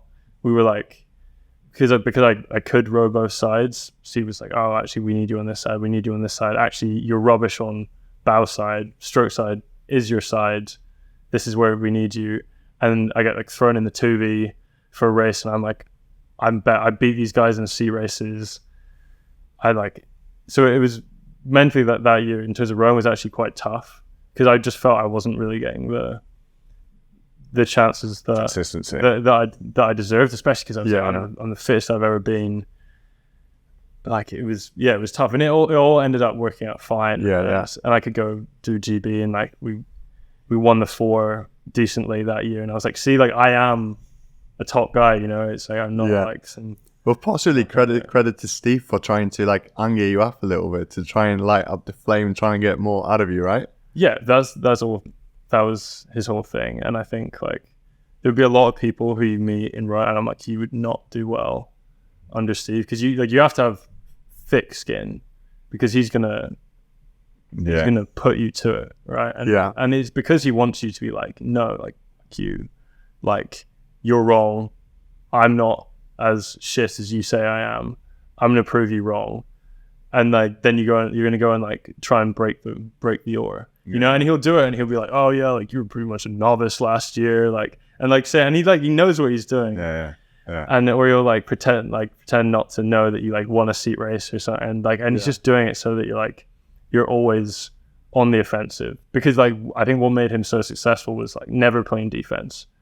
Is one of the kind of things he would say is like, we are always on the attack, we're always out to guess it. I absolutely love that. And that's what made his Yale cruise and like so good. And then the guys like kind of my big like rowing heroes are the guys in the GB team at the moment, because like Steve just speaks about them with like such high respect. He's like the guys like Sholto, Charlie, like Ollie Wynne Griffiths. He's like, those guys were just savages, you know. They like never let off, and so like we were just trying to be like them, really. But it's interesting that though you said that obviously you wanted to, you only started believing in yourself like after having a world championship gold medal, like after like your 3rd campaign. Obviously, like there are some people who, like Jack Bowman, who said that they kind of wanted to skip being an under 23 altogether and just go straight to the senior team. But I guess with being at Yale and like seeing where you were, like in the distance, like to the Olympians, you didn't feel like skipping that gap? No, really. I guess it wasn't I never really saw it as an option. And I like that whole year at Yale, the Aussies were all being like, "Oh, we're gonna do an under 23A. We're gonna go and like beat you guys," and they didn't. Yeah. Which was great. Like they went and lost like to the GB under 23, which was great because they needed that kick, and that like I think they got a lot of those guys at Yale they fit in really well because they're like very like gung ho and like Steve loves that and everything. They're big ergs and everything. And I was like I don't know a lot of the British way of rowing and like how I was kind of taught to row was like you want to make it look like you're not trying too hard and just be like firing down below instead of like really being like very like yeah let's go, and like that's definitely been like instilled into me more from being in the US, but like it was nice. So what are like some of top Steve's catchphrases that you could remember? I mean, one that like just every time I get on a boat comes into my head, it's like the eyes inform the body. Like a lot of coaches will tell you not to look out your blade. He's like, if he tells you to look at your blade, you look at it every single stroke for the rest of that session. And if not, if you don't and you take a bad stroke, he's gonna be like, I told you to do that. You just took a shit stroke. Like, well, those aren't varsity strokes. Like I'm not gonna have a guy like that in the boat. And it's that like that forces you to make the change, you know. And he's like, and if someone was like in a boat like, oh like coach I can't do it, like and he's like, you can't or you won't which is like which is like true. And I think a lot of people in rowing won't like being taught to like that, but it is like so much stuff in rowing is breaking muscle memory. All these bad habits that you have is, I've been doing this for so long and I still have all these bad habits, but I'm like, can I not do this, or will I just not do it because I haven't trained it hard enough? I haven't sat in the tank, I haven't like stared at myself in the mirror on the erg, like just rocking over like for all that time. And there's just too many, like there's so many Steve-isms, which you could have a whole pod, like a whole yeah, well at some point we might get all you Yale boys rounded up together, like get Charlie, Tom, Ollie, etc. in the room, and Sean's gonna come on anyway. Sure, like one time of practice because he likes his guns and he's just such an interesting character who I was always just fascinated with, and everyone on the team just respects him so much because just the way he talks, he captivates you all. He's a great coach in like all aspects of life as well as just rowing. And I remember Mike came up, he's like, yeah, like Coach Gladstone's not gonna be at practice today, which was strange because he's like never missed practice, but it's because he'd like shot a hole through his hand at the shooting range. His gun had got jammed and he'd gone to check it and it'd like gone off. And then he's there at practice the next day, like profusely apologizing because he missed practice. Wow. But it's like, rowing coach is different breed.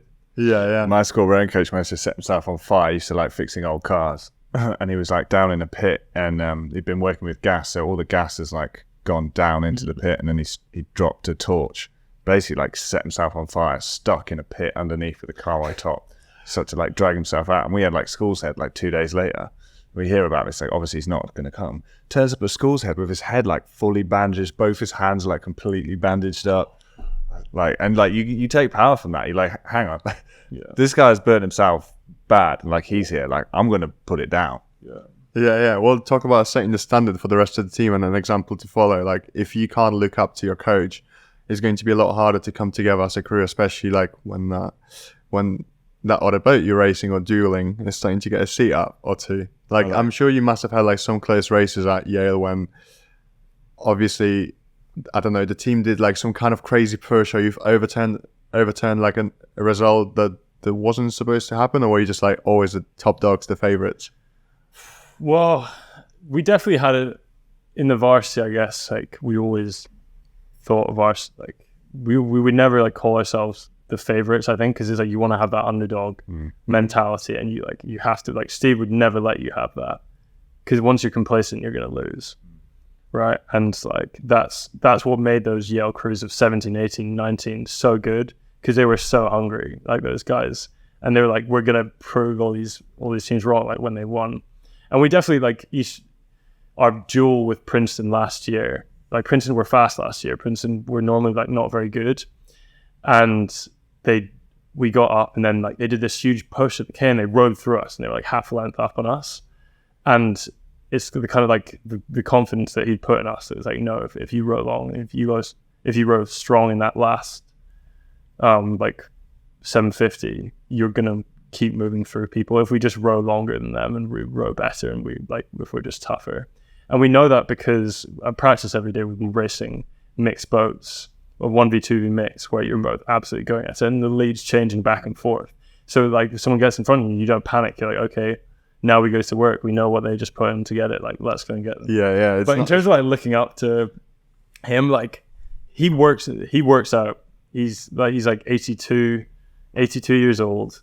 And I remember my freshman year, him coming down to the dock and being like, oh, like Charlie, how many press-ups can you do? Like Charlie L was, and he's like, or like one of those top guys, and he's like, let's have a push-up competition. And they're like, and he drops down and he's like, just smashes out like 40 push-ups. And whoever is like, we don't do any weights, right? And whoever it is like flopping around, and he's just like, just goes and absolutely like tough lad. Yeah, I like it. I like that quote. Boss is boss and leaders lead. Yeah, and like you're right. Like that's how you kind of show your guys. Like put it, and like that's the perfect way to do it, is to put it out there. Like, come on, you think you're big? I'm 82. Yeah, like let's see it. Yeah, that's awesome. Yeah, what a story. Yeah, you must be having loads of fun with that kind of group of guys. We used to go on cycling. Early pre-season at Leander, we'd do like a couple of cycle rides, and we had a coach who loved cycling, but we'd be like beasted. So we're like doing like 3 sessions Monday, 3 sessions Tuesday. You got your half hour rate 20 on Wednesday, and then like Thursday morning, second session, we go out on the bike. So we're like absolutely hanging. He turns up fresh, just like rinses us. He's good. He's a good cyclist anyway.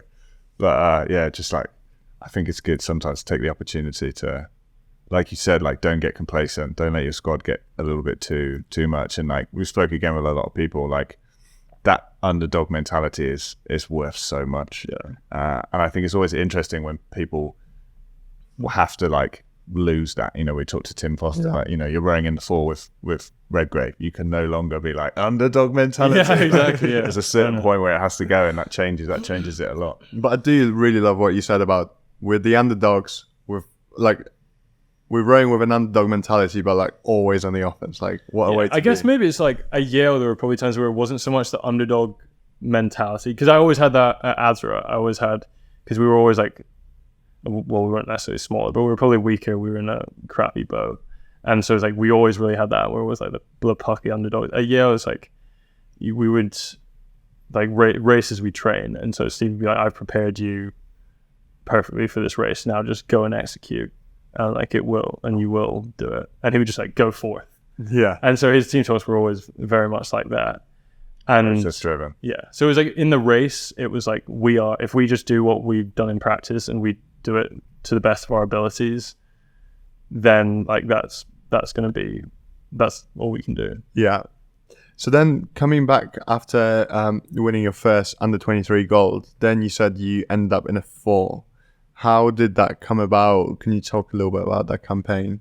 Yeah, that 4, oh my gosh, I guess it came from the product of kind of a Henley campaign. We came back, there's always a group of American U23 rowers who will come back and like has a look at us. We do a few different things. We do a few ergs, which we normally do dreadfully on because we haven't been on the erg for a while. Yeah. And he has a look, and like we got put in this Henley boat with Calvin and Dara, who'd won the pair the year before, and then at the time it was Harry Geffen, who just finished his first year at Yale, but he'd stroked the Eton 8 before, and he was already doing really well back then.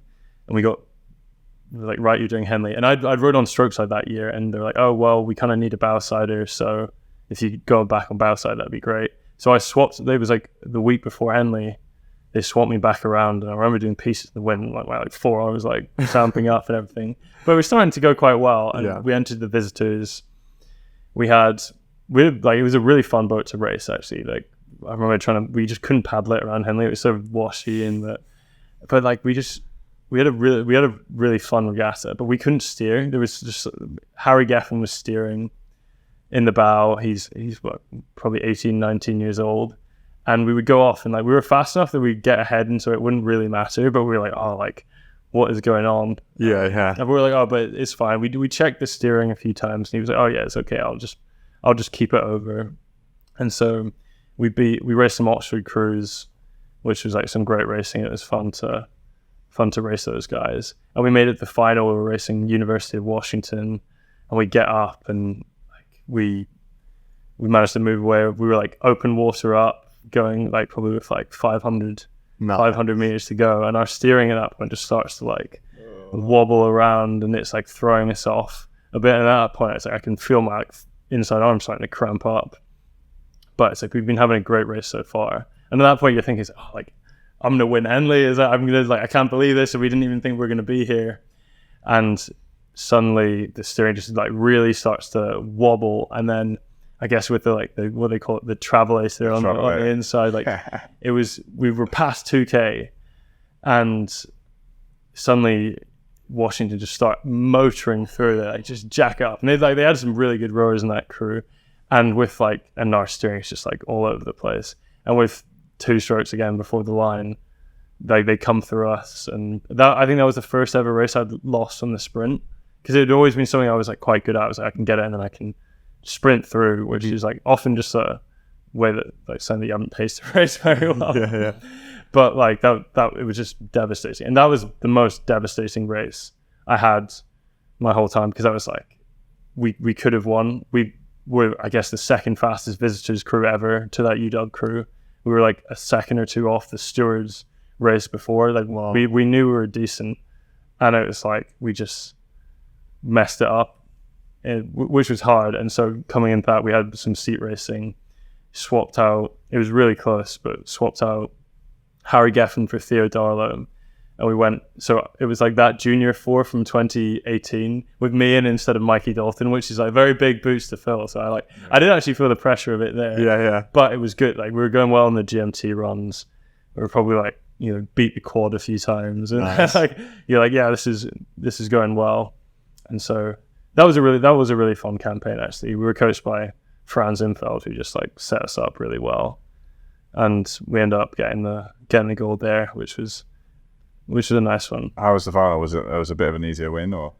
It was a bit, yeah. I it's never easy, but it's like we were quick. I think it's like it was going to be a huge tail, and Braze is quite a quick course, and I was like, we could break the record. We could break the under 23 record here. Like we were pretty excited, because like some of the bursts we were doing, like wow, we can like hold that. We could do it, and then we start the race, and suddenly the headwind comes in. And like, oh, well, that's fine. I'll just like swing on it a little bit, and yeah, it wasn't an easy race, but it was. We executed. It wasn't as close as either of the other two. Yeah. 2 ones. Well, no, that's absolutely awesome. So at that point, you might be like, okay, I've got 2. What's next? Are you starting to like really eye up that third year, or like? You're like, listen, Shep, I'll come back, but it's got to be the pair. I definitely was. I think like one of the main things, like I'd never got to row for Yale at Henley, and I wanted the Yale blazer, because the only way you get a Yale blazer is if you row for Yale at Henley. Okay. And I was like, well, I want to do. By that point, I was like, I definitely want to try and make the team. And so I was like, I want to keep rowing. I did like an internship that summer as well, so I felt like I was kind of like managing things okay. And we were like, well, one of the best ways for us to do Henley for Yale, because we weren't going to send a crew, was like we could do the pair, because there's the rule that you can't do under 23s if you do Henley with your US uni. And so I was like, well, am I going to have to choose? But I was like, well, what if we did the pair, and then we could race for Yale, and we could and we could do all of Shep's camp and everything. Mm-hmm. And also as well, people have said like if you can prove that you can move the pair well, then that's a good step up. Yeah, it's a good sign for seniors, because I guess it's what was it, Nash and like Stan or someone in like before they came into like the London 2012 season, they went and like won under 23s pretty convincingly, and then so that's what kind of like gave them a leg up and a shot at the team apparently. Yeah, well, you're just like, it's how you're going to trial, and there's no like say no to height. Like if you do well, it's just on you 2 guys. Yeah. It would also like I knew it was going to be fun to try and get the 3, and it was going to be the most challenging thing as well. And we had no idea. Like we don't really row pairs at Yale. Like we've been out a few times in New London, where we have the Harvard Yale boathouse, like where like we have our Gales Ferry compound, and like about a mile down the river is Red Top, which is where Harvard trains, and we're both out at the same time. We got loads of time to kill. So Harry, Geffen, and I were like, right, we're going to go out in the pair. And there's this naval base like down by the bridge near the start, and it's like the US Atlantic submarine fleet. And so every time we row past, there's like these gunboats that go along like the side, like pretty much training the gun at you, making sure you don't go too close, even in the race and everything, which is crazy. Wow. But Harry and I, it was like our first session out, and we're like, oh, we'll just paddle up to the sub base and back. And so we go, we're like wobbling along. It's like pretty washy, and it was a bit calmer around there. So we're like doing a few bursts. And we're like, yeah, we could do this, and we'll get better by under 23s. And then suddenly there's a boat coming up river really quickly, and we're like, oh, what's going on there? And like the machine gun boat is suddenly there with a guy on the front of it, and he's like firing the machine gun at this boat, which is like swerving up the river. And we're sitting there in the pair being like, no one even knows we're here. Like, we didn't tell the coaches. We just Wow. like hopped out. And we're like, is this like World War III starting? And we're just sitting there watching. And I'm like, it must be a drill, right? And we're like, I don't know. But then this boat like swerves out of the way and it's coming towards us. So we're like trying to like tap it into the bank. And like, the gun's like, it's flashing. It's so loud. And I'm like, well, this other boat looks okay. And there's no sirens or anything. So it's like, I presume it is a drill. And that's what it turned out to be. But we were like, we had a lot of adrenaline on the road home, but like, it was just so bizarre. You don't get that run at Henley. No, but I guess if you had a machine gun boat following you instead of what do you call it? At Henley, the boat that follows you. Yeah, the Empire's boat, yeah. Yeah, the Empire's boat has a gun on it. Yeah, yeah, I guess you'd take off pretty fast. Maybe it'd help Harry steer a bit straighter. If it did.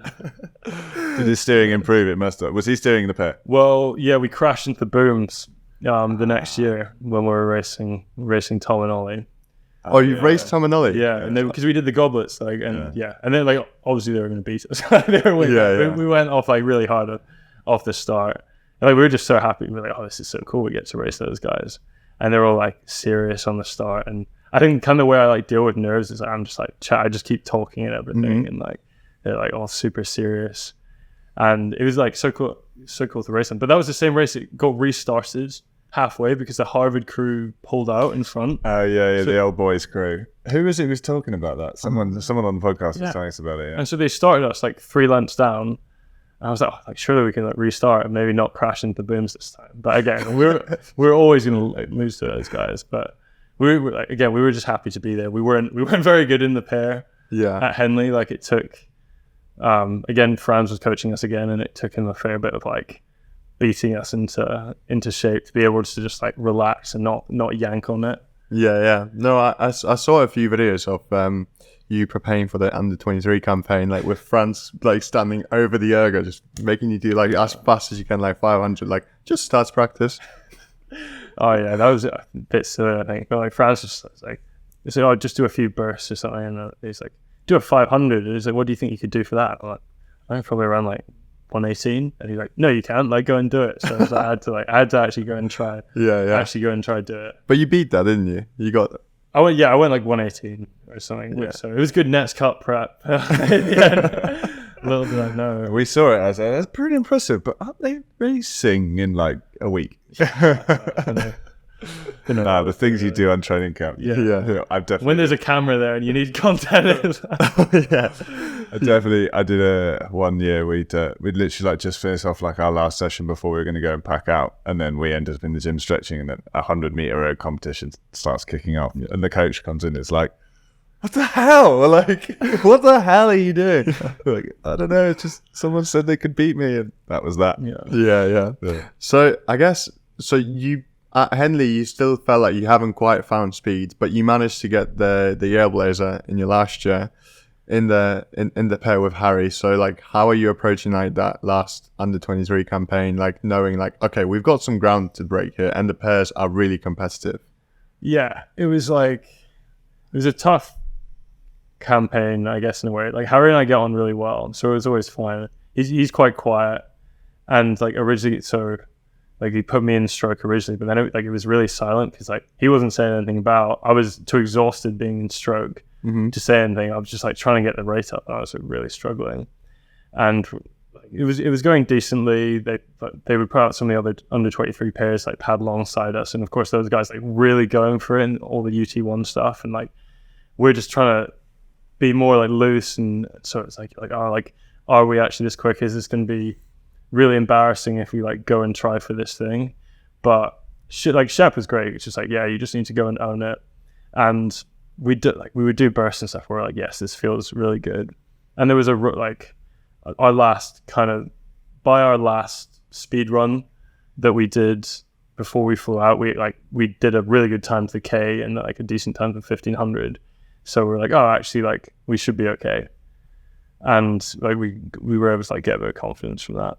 Okay, so you found some speed, and then the campaign. How did the final ended up playing out? The final was fun. So I again was very confident, and like maybe foolishly so, because the two races we had before had been really tight with the Italians at first. Like we were in the heat and we were way up on them, and then they sprinted through us, and like they like just got us in the line, but we didn't really sprint. Because I was like, what? It's the heat. Why are they? It's top two through. Classic maybe Italian three. sprint. Why are they sprinting? Yeah. There's a lot of races along regatta, and I think Harry was pretty tight because he's in stroke, and I was in bow, so I was able to like ease it a bit more. And then in the semis, the Australians like really went for us in the last few hundred as well, and I was like, yeah, it's fine. Like I didn't sprint, it'll be okay. And Harry's like, well, I kind of did. I'm pretty tired. And I was like, no, it'll be fine. And Franz was great with all the data, and we were looking at the line of our speed and our race profile, and how we could like hold the line. And so we're like, okay, we're gonna hold the line. We're gonna like stop the drop off in speed, because in pairs like racing it tends to like go down, especially like it's the difference between under 23s and juniors. And we're like, okay, if we can just hold this longer than everyone else, we'll be fine. And we had a few technical focuses to do that, but the main one was like hold the line. And I like made that call during the race, and that's like, of course I had the song like hold the line, da, da, da, like, and I like nearly like followed up with the second line of that song. I was like, no, I can't do that. She was like, how are not found that funny? But like, yeah, I'm glad I didn't. But we got out and we just pushed out, kind of like focusing on like the like last quarter legs, really squeezing it out. And we got to like, we had a bit of open, and I was like, yeah, right, we can do this. We can hold on no matter what. I'm ready for this. I'm ready for a sprint. Like, let's come at us. And so I was never particularly worried because like I wasn't expecting them to come at us that fast. I was like, oh, the grandstand's right there. They're still a length down, and they were coming, and they were sprinting. And like because our whole campaign, we were probably only together for like 3 weeks, and so our mid pace was good, but we hadn't been together quite long enough to like really jack it up like you can in a pair, because we were like racing these twin brothers who have like been together all this time, these Aussie guys who've been together for like 18 months, and they could really just move. They were like but probably better pairs rowers than us. They could just jack it up, whilst with us it's like it took a long time for us to like get up to that pace. And like, but by the time we did, it was enough time that we could like hold them going across the line. But it's much nicer watching a crew come in to you than like having to be like, we've got enough. You can measure yourself a little bit. But yeah, at the same time, I know exactly what you mean. Like that next gear, you feel like it's going to be there, but in the pair, it's take a little bit more time. It's be a little bit more precise with that person to be able to like rinse it up. But over the line again, third gold. Feel like sort of wrapped it up, the trilogy. Yeah, it was nice. I think it was a really nice moment, like especially because like I guess there was some pressure in that campaign, but the pair was always going to be a hard thing to win, and I was probably a bit relieved. Yeah, super proud of Harry. Honestly, like he's the one who was like driving that thing along. He's like such a hard worker. Like he's going to be an incredible rower one day, and I'm excited to row with him again sometime. But it was a Yale boy as well, like kind of the movie ending. Yeah, exactly. It was special because it's like we're like the British boys in the Yale, and there's always a little bit of rivalry between all that. And I felt the pair for me was kind of what revealed to me like it was the first time it wasn't like right place, right time. Because I was like the four the year before, I was like, right, I'm with Calvin Dow and Theo. Like these guys are really good. All I have to do is like just not mess it up. Like, and we'll be okay. And like, so to me, I hadn't really proved to myself that I like had done anything in rowing. But with a pair, it's like you can't hide in the pair. Yeah. It's like you're 50% of that. And so I was like, see, no, like I won this one by myself. You know, it's like I am good enough that proved to me that I was like good enough to actually win an under 23 gold medal, like in my own right, and not just be like part of the crew. Which maybe like made reflecting on the other ones, I was like, oh, maybe I did have a little bit more to do with the other ones than I thought, potentially, like at the time. Yeah. I mean, it's good. It's a difficult mindset. It's always a balance, isn't it, between not being overconfident, but also allowing yourself a little enjoyment in your own ability, or like trust in your own ability, I guess. Well, I'm glad that you got the chance to prove to yourself that you were actually good enough to win an under 23 gold, let alone 3. But like, no, you've got a fantastic attitude, and like it's just great to see. Like it's not you're not trying to. I guess what I'm trying to say is that you feel like you've still got like room to go in rowing. You've still got like levels to climb, levels to improve, like more peaks of mountains to scrape, I guess. And no, it's just fantastic to see. So glad to see that you're back in the UK, and excited like obviously what's going to happen next with like the racing. Obviously the team's like really tight now for Paris. They've just done fantastic at World Championships, but again, just got to keep training, and we never know what's going to happen. But it's also like so great to like see that. Like we've already said before, the GB squad, both like for the seniors, under 23s, juniors, like it's all looking so strong. So it's just really excited to see what the future is going to bring. But as for you and yourself, obviously running feather and square, when did that start? How did that come about? And how are you guys doing? So that was a product of the COVID year as well. Like we were some good things came out of it. some good things did come from it, and I think. That year I was working this like pretty intense job. I was talking to all these really interesting companies, lots of entrepreneurs, and it made me realize it's like, well, it's actually like not. Business is actually quite simple, really, if you can find a good product. Because it's like I was speaking to businesses where I'd be like, this is a good product, this isn't a good product. There was some of our like clients, I'm like, yeah, I don't really see how that's going to work, but like, it just gave me a lot of confidence that if you found something. That people really needed, then like you could really run with that. And that was like a reasonable price as well, because it's like kind of the service that I was selling like wasn't the cheapest, and it definitely like wasn't the best either. So I was like, oh, imagine if I could sell something that like that I know really, really works, and that like can really, really help people. So like that I was like, oh, well, maybe I can do something like that. And then how did you find that product? So the way it came about was my hands were always really messed up as a junior. And like that was one of the things that actually like really stifled a lot of my enjoyment, I think, because I was sitting in class, my hands were cracked and they were bleeding. And everyone's like, ew, like what's wrong with your hands? Like in Scotland, we do like Scottish country dancing as like in PE for a few things, and like none of the girls like want to like touch your hands. Yeah, it's like you're like Shrek or something like that. You're like, ew, like that's gross. Did you hear the Dave Bell when we were talking about my mate Webby? Who used to work in the cinema? Oh, actually, yeah, I did, and he had to wear the gloves. Yeah, the Mickey Mouse gloves. But no, I was like, exactly. It's like, I remember, and it's just like easy to be like quite self-conscious. Yeah, I guess, and it just hurt. Like there were guys in training camp whose hands were getting infected. And it just hurt the entire time. And there was in Aberdeen, it was cold, and the right kit. Oh, it's getting like frosty and everything. Exactly. Yeah. And I was like, this is just another thing which is rubbish. Yeah. And like, it was my coach at the time who was like, oh, like, yeah, your hands are rubbish. Like, you need to do something about that. Like, I know some people in climbing that like have a similar kind of product. Like, you should try this. And so I started using this like kind of climbers balm like product, which like really helped a lot. And part of the problem was it was quite greasy and everything, so it wasn't always great for rowing. But like I would use it, and it's like sometimes your hands were just so bad that it made such a big difference. And suddenly my hands would heal much faster, and I could get back to just enjoying it and not just constantly thinking like, oh, I can't hold the handle. Yeah. I'm in class, my hands are bleeding on my pages as I'm trying to write. I can't hold my pen because you got the ones on your thumbs.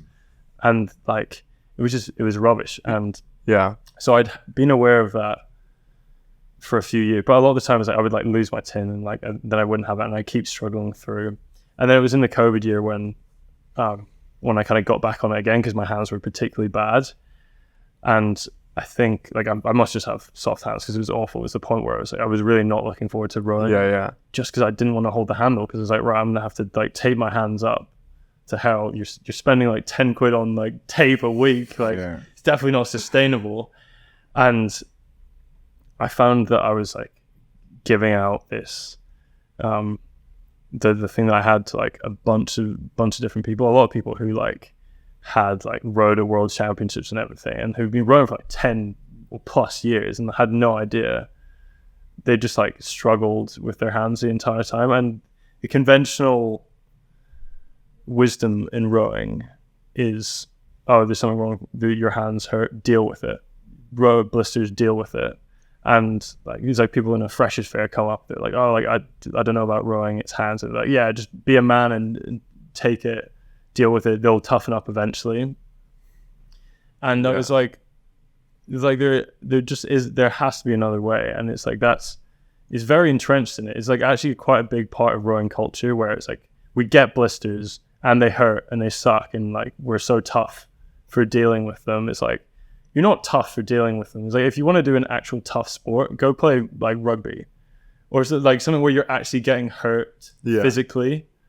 Like go play, I don't know, like any physical sport. Yeah, like, go rowing is mentally tough and it's physically painful in a race, but it's like you just don't need to be hurting in other areas. And I was like, that's wrong. And it was like Lenny Jenkins, who co-founded it with me. He's a good friend from Yale, who's a few years above me, incredible rower. He'd won a few national championships out there. He was visiting us in London, and he was like, yeah, I'm just really struggling with my hands, man. I'm like, oh, you should like try some of this stuff. And he was like, oh, like, wow, this like really helps. And like at that point I was like, oh, well, like I've given this out to like 10, 12 people, none of whom like know anything about it. And we were talking, we were like, hold on, it's like, why don't we make something like this for rowers? Mm-hmm. Yeah, it's like, there's a gap there. It's like it really changed my rowing life, because I just began to be able to enjoy it so much more, because I wasn't thinking about my hands. Yeah. And like it was Lenny who was like, yeah, it's like, why don't we actually do it? You know? And I was like, I'd been working in e-commerce at the time. I was like, yeah, I know it's not that hard to set up a website. I know it's not that hard to set up distribution. Mm-hmm. It's like, we could actually do that. We have all these like really impressive friends in rowing who've gone and won all this stuff, and like Lenny himself had like done a lot of stuff for New Zealand and also for GB. I was like, if we could have these guys help us market it. We have all this footage from all these training camps we've been on. You can go to Yale and like to show people what it's like.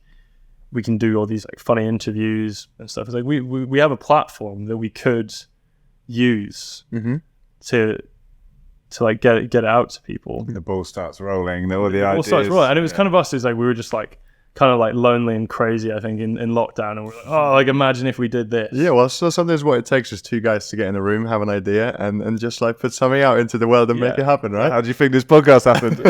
exactly. And slowly we were just like, oh, like we could do that. And so I was like, okay, I'm gonna go and like start. I like had spoke to a few. In my job, I'd like spoken to a few chemical like formulators and stuff, and I was like looking around a lot of like different products, because the big problem was that it was too oily. Was one of the things I found, that I couldn't really use it like before I rode or anything. And I was like, I want to find the best product, and then we can try and like make it even better with these like when we produce it ourselves. And so I did that, like found a product, like kind of created this product that's like made in the UK, but with like beeswax. And I never thought I was going to be an essential oils guy, but there's essential oils in it, shea butter. It's like, it's really simple stuff, but it's like the formula that just like worked so well, and it wasn't oily, and that like, so you can literally use it like before you go rowing. Yeah, you like put it on your hands, and then like you know when your hands are all cracked up, and you can't open it, and like and that's so shaking bad. someone's hand is like the worst thing you can possibly imagine. Like this stuff, it's like you just like you stick it on, you put it in the cracks, and then suddenly like 2-3 minutes later you can open your hand like that, just freeze it and it's completely free, and you can like go around like normal, but it doesn't make it soft, because if you moisturize your hands with like normal moisturizer, it for a start it doesn't last for long, but it also like will make your hands soft, and the blisters will get even worse. Yeah, they'll keep happening. I used to struggle on training camp a lot. I ended up by the end of my career just being really good with tape and just taping everything, and like taping early. But then it would still get bad, and I got a bepanthenum, which is like a baby nappy rash cream. It's really, really thick, really sticky. You can't use it like any other point of the day. But I would like at the end of the day take all my tape off, like cover my hands in this thing, and then let's go to sleep like this, and just hope that while I was asleep that it would like suck in and work. Exactly. And people have these crazy ideas. Like I have a friend who like puts his hands in rice before he sleeps, and he like swears it works. And like honestly, maybe it does. Like he would like puts his hands in rice, in socks full of rice. Right. And then puts a like elastic band around it, and then like sleeps like that. It's not an iPhone. He wakes up in the morning like covered with rice like ingrained into his back, and I'm like, there is an easier way. Like, there's a better way. You can just like do like use this stuff. Well, I used to do something like really, really bad, and I just moisturizers never worked for me for the exact same reason that you said. Like it would just hands would get softer, like it would get worse, not to the point. So I would be like, okay, I need to power through this. So I just used to put the alcohol sanitizer, hand sanitizer, just all over that. So that would just burn, rip out. It would be the worst pain for like a minute. And I'd be like, well, it's going to get better. And then they'll just keep opening, but eventually I've still got like calluses to this day. But that's how I dealt with blisters. I wish I had a cream to use at that point. Yeah, because it dries it out as well. If like I remember using the new skin spray, and it goes and like what it does, it contracts your hand because it dries it and it pulls together, and then you go to sleep and you got a crack, and those cracks take weeks to heal. Yeah. But with it, it's like even if you get a crack, this will heal it pretty much overnight, because you can sleep with your hand like that and it'll heal like that instead of healing like that. You need such flexibility, and even with tape, like you just go through so many different types of tape. Most tape will rub off or roll off within half a session, and obviously, like when your hands get bad, like there's a performance.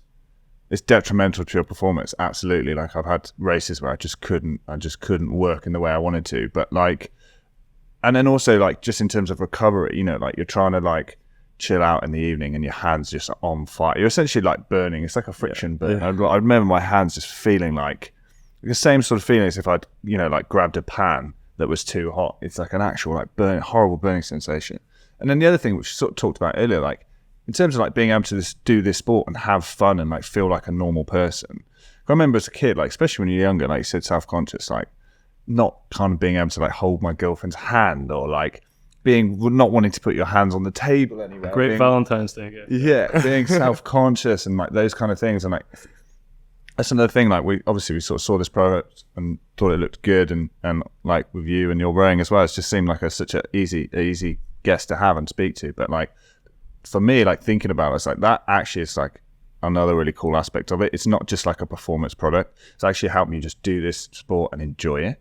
Because like you said, like there is this like mentality. I also remember kind of compare it to like pogies, like when it's cold, like you, especially at Leander, it was just like you were useless if you used pogies. Yeah, it's exactly. like what? Because I want warm hands. Like it's -5. Like why? I don't understand. Like it's this weird attitude. There's literally like frozen water on my fucking collar as I'm literally just squaring and feathering. During the session. No, it's like crazy. And also like if you can't hold your blades properly, like with bad technique, you can develop like some proper bad technique. But habits, you're like, I'm ready around this. Like when like your wrist will get in your regular grip, your blisters get too bad, so then you change your grip, but then that bit doesn't normally touch your blade anyway, so that'll rip up worse. And then you're in the shower after, and you're like, trying to wash your hair, like, and then the shampoo's getting in, and it's just like it's agony, really. Yeah.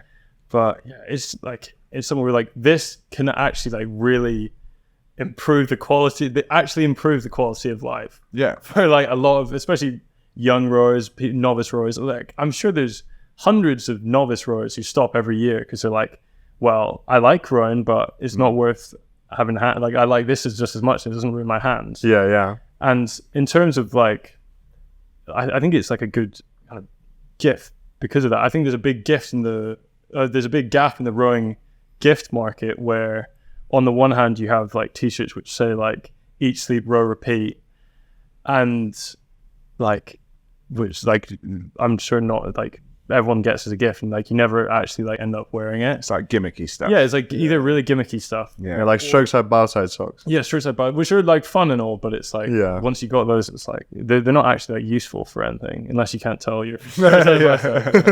Which I don't. For a lot of rowers, it's probably not. You should just wear them the other way around. Yeah, exactly. But like, and then on the other side of that, it's like rowing unis and like Oakleys, and that's what it's all so expensive. Yeah. It's crazy expensive, but we were thinking like, what if you want to get your kid or your friend like something that's like something that will actually make a difference to their rowing and to their life, and like this is like we sell these for like £12, you know? And they last you forever. Yeah, exactly. I've been using this like this one's gone for over a year. Awesome. And it lasts for ages. You can like share it around. It's like £1 a month or something. Like it's Yeah, no exactly. brainer. And, yeah, like Compare that to probably charge more actually. I should like get them now before I put the price. Yeah, the price is going up. Get ready. Absolutely. But, So how long did it, like in sort of process of like this idea to coming to market, what was that like time wise? so it took a little bit of time, but I think we were like the rest of that year I was doing product research the whole time, and we were trying to think a bit about the branding, and we knew that we wanted to like we were both Yale, so we liked the blue and everything, and we were thinking of names. And I was like, well, what's the kind of motion that gives you blisters? Yeah. And I was like, oh, it's the feather and square, because we want something that's kind of classy to fit in with the old rowing kind of aesthetic.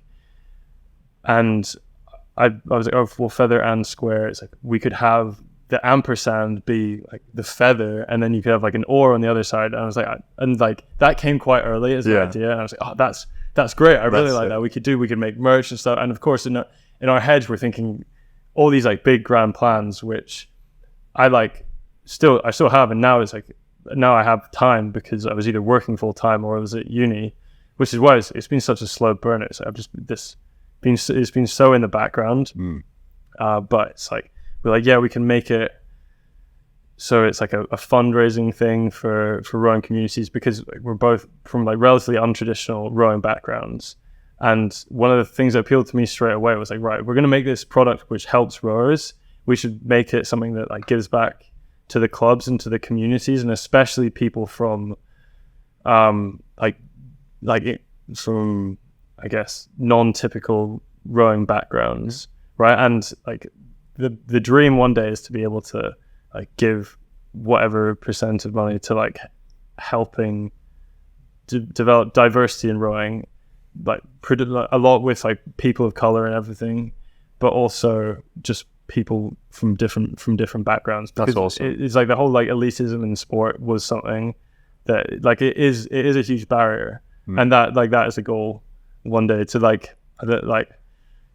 work with charities who can. Yeah, there's a few out there. We're going to speak to Kath Bishop soon, who's sort of running the British rowing wing of Love Rowing Charity. Yeah, just getting it out there, like because we all love rowing. We think it's an awesome sport. It's so fun. There's the camaraderie and everything about it. But like you said, there are barriers. It is expensive. So no, that's awesome. That's in the pipeline maybe. But I don't mean to like it's like, so that was a big part of it. And it's like, yeah, that'd be a cool thing. I know it can make it a kind of a community thing. But as well, it was also the idea is like, well, we can do that. And also we both have Olympic aspirations. Even then we're like, oh, like we could do this, and maybe it can support us while we're on the team. It's something we can do like whilst training full time, because you're generating content whilst also doing your job at that point. And so it just seemed like a really, like it all kind of fits came together. And I found like we made this product that we loved, the branding all came together, and I was like, oh, we'll make this Instagram page. So I started that up when I was back at Yale, and I started off with just posting a few clips. It's like the great thing was that we had loads of friends in rowing, so I messaged someone like Leander, be like, oh, do you have any clips you rowing? The women's team is like, do you guys have do you have any stuff we can use? So we stuck that up, and it's like for the first like month we had like 300 followers. Like, nice. And for like a long time, it was like, but it was pretty slow going. And slowly, I don't even remember really how it happened, but I was like, oh, like I should do some more stuff that like people will engage in, you know. I think what I always wanted it to be was like something that people would engage with, the page first. Because it's like, if it was just a hand balm Instagram page, I wouldn't follow that. That sounds boring as hell. Like, I'm not going to follow that. And which I think is like, maybe a lot of people think it is. Like Matt Rowe the other day, he's like, you find like followers back, he's like, oh, I thought it was just like a hand balm like advertising page. Like, no, it's not. It's like, if anyone's actually like looked at our Instagram, it's like probably first and foremost like a meme page, then like rowing content, and like every now and then there's like a picture of like someone's hands getting better. But we're even in the car today, we were just laughing at one of the memes you posted on Instagram. It's good content now. Absolutely love it. Yeah. But I was having ideas. It's like, and I'm sure everyone has it. And so if anyone has any ideas, like please send me them, because I will use them. But like, you know, when you're in a boat and you think of something, and then someone says something, and it makes me like, well, like you feel away, or coach does something, and you're like, oh, that'd be funny. That reminds me of this meme I saw. And it's like in my head, it was like all connecting up. I was like, oh, I should just like put this down. Like we don't have that many followers, but it's like you think of one of the best things about rowing for me growing up was Fat Ergos. I loved it. Oh yeah, the Fat Ergos page. Like it was one of the things I liked most. We were talking Fat Ergos, this like McDanks, like we hate Burger King, like all that stuff. It was in rowing terms like a cultural phenomenon. Like, I used to follow was, like Fat buying Ergos. all their stuff. And like I just thought it was so funny. I like the whole like, it's like it wasn't first. It was like the epitome of like not taking rowing too seriously. It was like, yeah, we're just gonna erg hard and not take rowing too seriously. And I was like, yes, I don't like actual rowing that much, but I do like messing around, which is, and it just like really like resonated with me. And so it's like, if I can try and like recreate something where it's like not taking something too seriously, where it's just like making fun of like myself, making fun of like other people, and just like keeping it very lighthearted. I was like, people, I don't think we'll ever be Fat Ergos, but it's like people will get around it, hopefully. Yeah, well, that's the thing. You don't have to like copy Fat Ergos in order to like also like produce like fantastic content out there for like other rowers to like enjoy. And like, no, it's absolutely great. And it's like, obviously seems like you guys are having a lot of fun with it, which is great, because it's something that we need in rowing. Like you said, it can be a bit elitist or like a little bit closed off, a little bit secular, I think is the word. But again, with doing those kinds of things, and especially promoting the sport through the means of a product on social media, eventually will draw more eyeballs onto the sport and hopefully open it up more. And then the more people take it up, the more people will have problem with blisters, etc. And then hopefully that will drive a massive growth for you. And like obviously, like what you said, that if you could have something that will help you support your career whilst you're like in the team, like that's pretty much the story of Rowgear and how Tom took it on. Yeah. For me, exactly the same thing. It was like, there's no way I can have a real job and do this. So, you know, I need something that will work around it. And yeah, I built my whole business and career out of it. And here we are. You got the hat to prove it. Here we are filming podcasts with it and stuff, you know, and the work that I do. So and it all starts off small, and that's just how it goes. And I think that's really interesting, and I think it's going to be an interesting story to follow. I'm excited to see that, you know, you guys have a bit more time to put into it, even though you're still full-time training. Like, it'd be really, really interesting to kind of see that journey and like look at other ways that athletes can kind of support themselves, because obviously until you are right at the top, you're not doing it for the money. You know, so any way that you can kind of support yourself is, I think, really interesting and just fun and exciting and something new. And like, I think like, rowing can get pretty stuffy and pretty boring. There's a lot of stuff that's been the same way for a long time. Like when we talked to Rory from All Mark One, that was really interesting to see like the new ideas and stuff that he's been bringing into the sport. And like, if we can help anyone kind of help bring those out, then that's kind of what this was about. So it's really cool. It's really cool to hear. I like the thought process, and I agree. Like, I think what you've done with the social media is really fun, and like we're enjoying it as well. So. Absolutely, you've definitely taken like the right approach for it as well, which is like, if you were just putting advertisement on every post or on every like story, some people might follow you back, but then they will unfollow like pretty quickly. If like every time they click on a story, it's like buy this, buy that, etc. But like you're not trying to do this. Like, you're just trying to also like show how rowing is fun and just help people enjoy it more. Yeah, like it has to be a give and take. I think is like you don't want to just be like shoving something down people's throat. And I realize it's like something like this. It's like a miracle cure for your hands. It's like people are obviously going to be a bit skeptical. So it's like like people aren't going to just follow it for the sake of it. It's like you want to create something that people are interested in. So I'm like, I want to make something which I would be interested in, because I was never like a rowing nerd. I really never cared that much. I didn't think a lot of the rowing memes were funny because they were just like very, very basic, and they're like, I guess. But which is why I like Fat Rigours, because it was different, and it was like, yeah, we're not taking this seriously. It's not the super cliche stuff. And I was like, oh, like, well, I'm having this, like, I thought that was funny. Like, maybe some other people will find it funny. And then when they're in those situations, it's like when coach is shouting at you because you can't move your foot plate.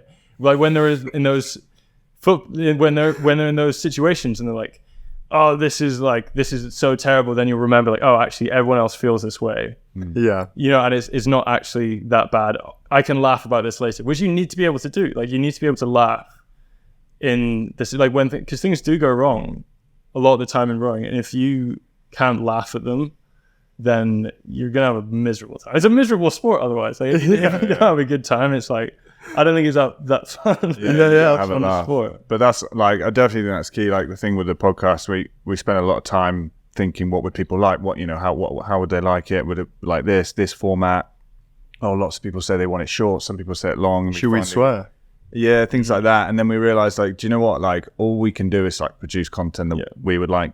Like if you're into it, like produce that, because you can't ever please everyone, and whatever you create, some people are going to be annoyed with, some people are going to like it. So it's just gone down the path of just like, would I like to listen to that? Yeah. That's kind of how it's gone. So. Yeah, and then I'll have a look at that meme. Like when coach is shouting at you because you can't move your foot plate. I'm like, yes, every time. I like the is it GB Road memes?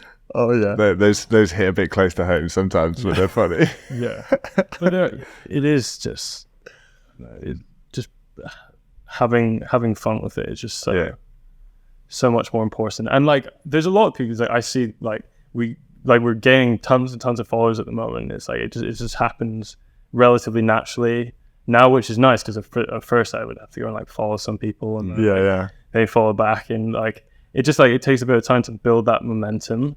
But now it's like, you see, like, I look back at a month and it's like, we've got like 20 unfollows. It's like, I'm like, I don't care, you know? It's like, if they don't like this stuff, it's like, I don't care. Because it's become something that I do for me as well, because I enjoy doing it. It's like, I posted something today. I was on the bike. I was just on the bike for an hour and a half. And I was like, oh, like, I thought of this the other day, like, I could make this, and you just go and find it and you put it out there. And that's time where it's like, you can still churn away the watts, but like my mind is going, and then suddenly like I've just done an hour and a half, and I've also like made something, which is where like a lot of the stuff comes from.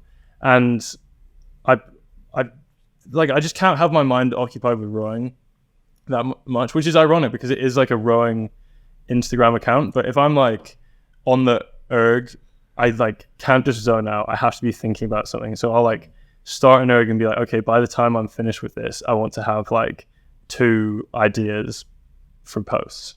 That's good. And then you get to the end and you feel like, I was like, oh, I've done this erg, but I've also thought of this. You know, obviously you can't do anything like intense like that. You like switch on for that, but it keeps me engaged. And that goes back to the whole doing other stuff outside rowing anyway, because I loved university because I could really, because I was doing so much other stuff. Like I did enjoy studying. I love my degree. I did political science. Nice. So I was super, super interested in it. And it just gave me something else to do. Like you can just turn off from rowing after that, because we spend so much time doing it. And I love it when I'm there. I love being on the water. But when I get back, like the last thing I want to do is think more about it. Yeah, I think that's super important. It's interesting talking from rowers from different generations. So like having talked to like Tim Foster, it's sort of the last generation of athletes where they still didn't have Caversham. They kind of would still have a job or something else going on, and they finished their rowing career and they had something to go to. And then contrast that to sort of Alex Partridge, who's maybe the first generation of guys that started and finished in Caversham, and the way he described it was Jürgen turned up and put his beach towel down, and that was that. And it very much was like, you train there or you don't. And I think it's really, and I think for a while, because that was quite new, everyone thought, this is amazing. I don't have to do anything else. I don't have to think about anything else. I just get to do rowing. And then you kind of realize that actually, like, that's going to leave like a huge gap in your life. And if you're not thinking about anything else, or you don't have anything else to think about, you can kind of go in that spiral. If things aren't going well, there's nothing else going on. So I think like even just like seeing it from the outside, like from a mental health perspective, just to look at it from that angle, or just in general, like longevity, enjoyment, the things that are going to help you be successful and for a long time and come out the other end and have something as well. Like this is just like a great thing. So I think it's great for other people to sort of see what's going on. And like if they wanted to do the same thing, like take some advice, like grab an idea, grab a product, go with it, or even just like you said, just have an interest, have something else going on, because rowing isn't everything. Yeah. Just put something out there. What have you got to lose? Like what? A few memes that didn't hit. You know, like you might as well have a crack. Fuck you, might delete later. I cry myself to sleep. I feel like I'm too old to know that one. Well, personally, like it's been super like fun hearing like the backstory of like how it all came about, because obviously like it is a rowing brand now. It's not like you go to a regatta and you don't see this product like, you know, in different stalls or athletes using it, etc. Like go on Instagram, you're bound to see Feather and Square. So you guys are doing an amazing job, and like obviously I'm just personally like really, really interested in our business and entrepreneurship side of things. So like it's just fantastic that like this podcast gives an opportunity to also like get a little bit of the backstory on that. But I just wanted to briefly ask you about the Nets Cup and how that went. Oh, the Nets Cup. That was honestly one of my favorite GB experiences that I've had so far, which I really didn't expect. So I like finished up 23s.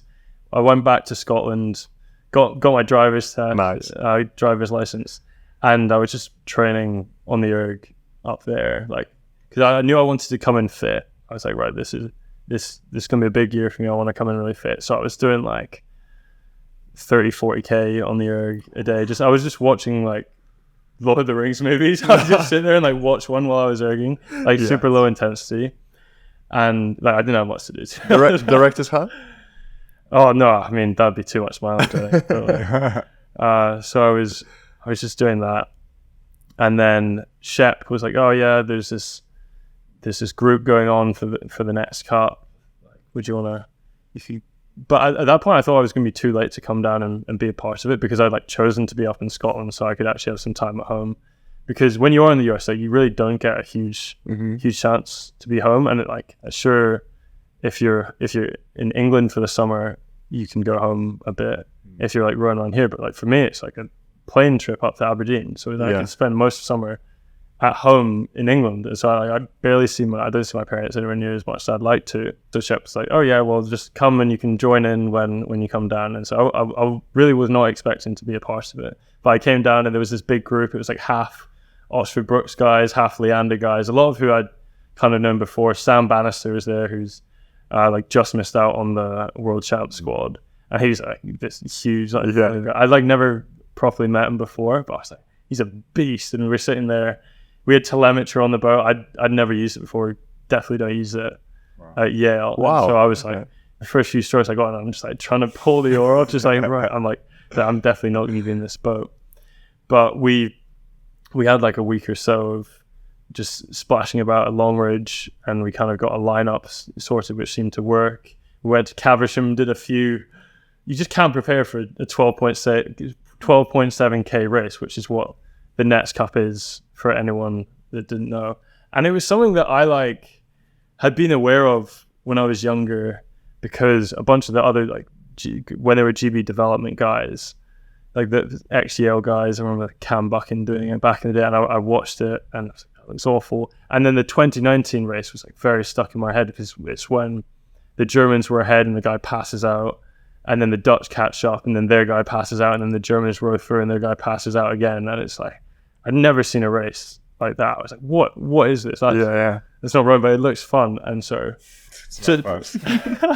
but like the chance to go and do it, I was like, oh, this is crazy. It's like technically it's my first like GB senior vest. Like I'm sure maybe the senior guys don't say it like that, but for me it's a big deal. And rowing with a bunch of guys who have like performed well, but I think like you would look at us and we're a pretty motley crew of guys. Like we're most like not particularly tall guys, and we were racing the German 8, which had just qualified for the Olympics. Most of the US like World Championship 8, and it's like the Deutschland actor, which like growing up, like you hear all about. Oh wow, it's like those guys, like they're pros, you know, and we're just this like bunch of scrubs.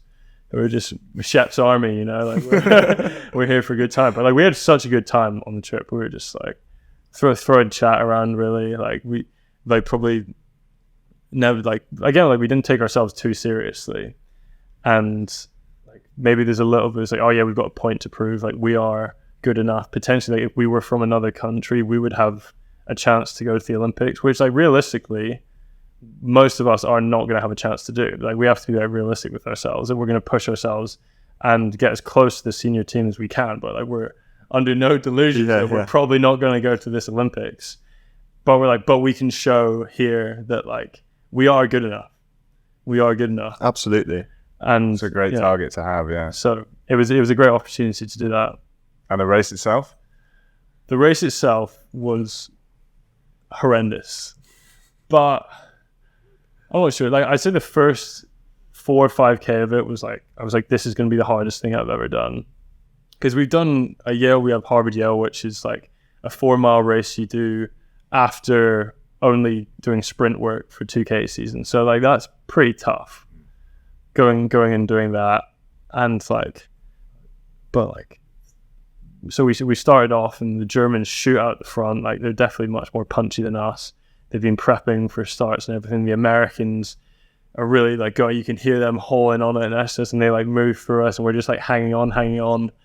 But we felt pretty good. We had the telemetry as well, and everyone was like, oh, why are you doing that? That's sort of like extra weight. You don't want that. But so we could just see our watts, so we could just like sit on that and kind of maintain. And I could hear that they were all like working really hard, even when the Germans had clear water at one point, probably like 2 and a bit K in. And they were going around the bend, and we were just trying to hold them.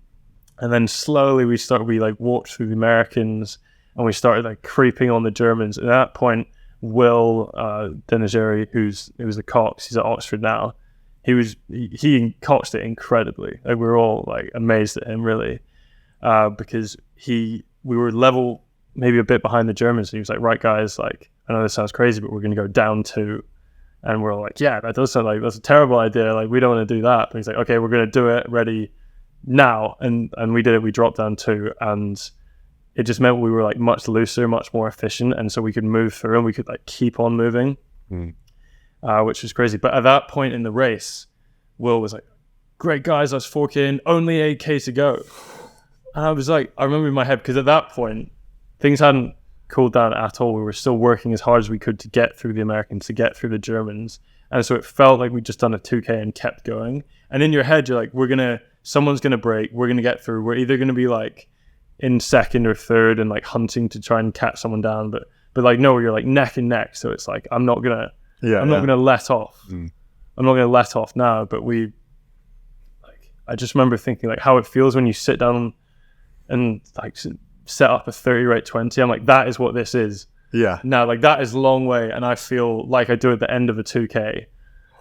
And like, thankfully, it like started to spread out a little bit after that. Like, it was crazy. But that whole event is amazing. I've never raced in front of that many people. They were incredible. There were people that all the way along the course watching. There were apparently a few million people in Germany watch it on TV. Nice. And it's just like us, like a bunch of like lads from Brooks and Leander who are just like, and people wanted our signatures and everything after, and were taking pictures with us.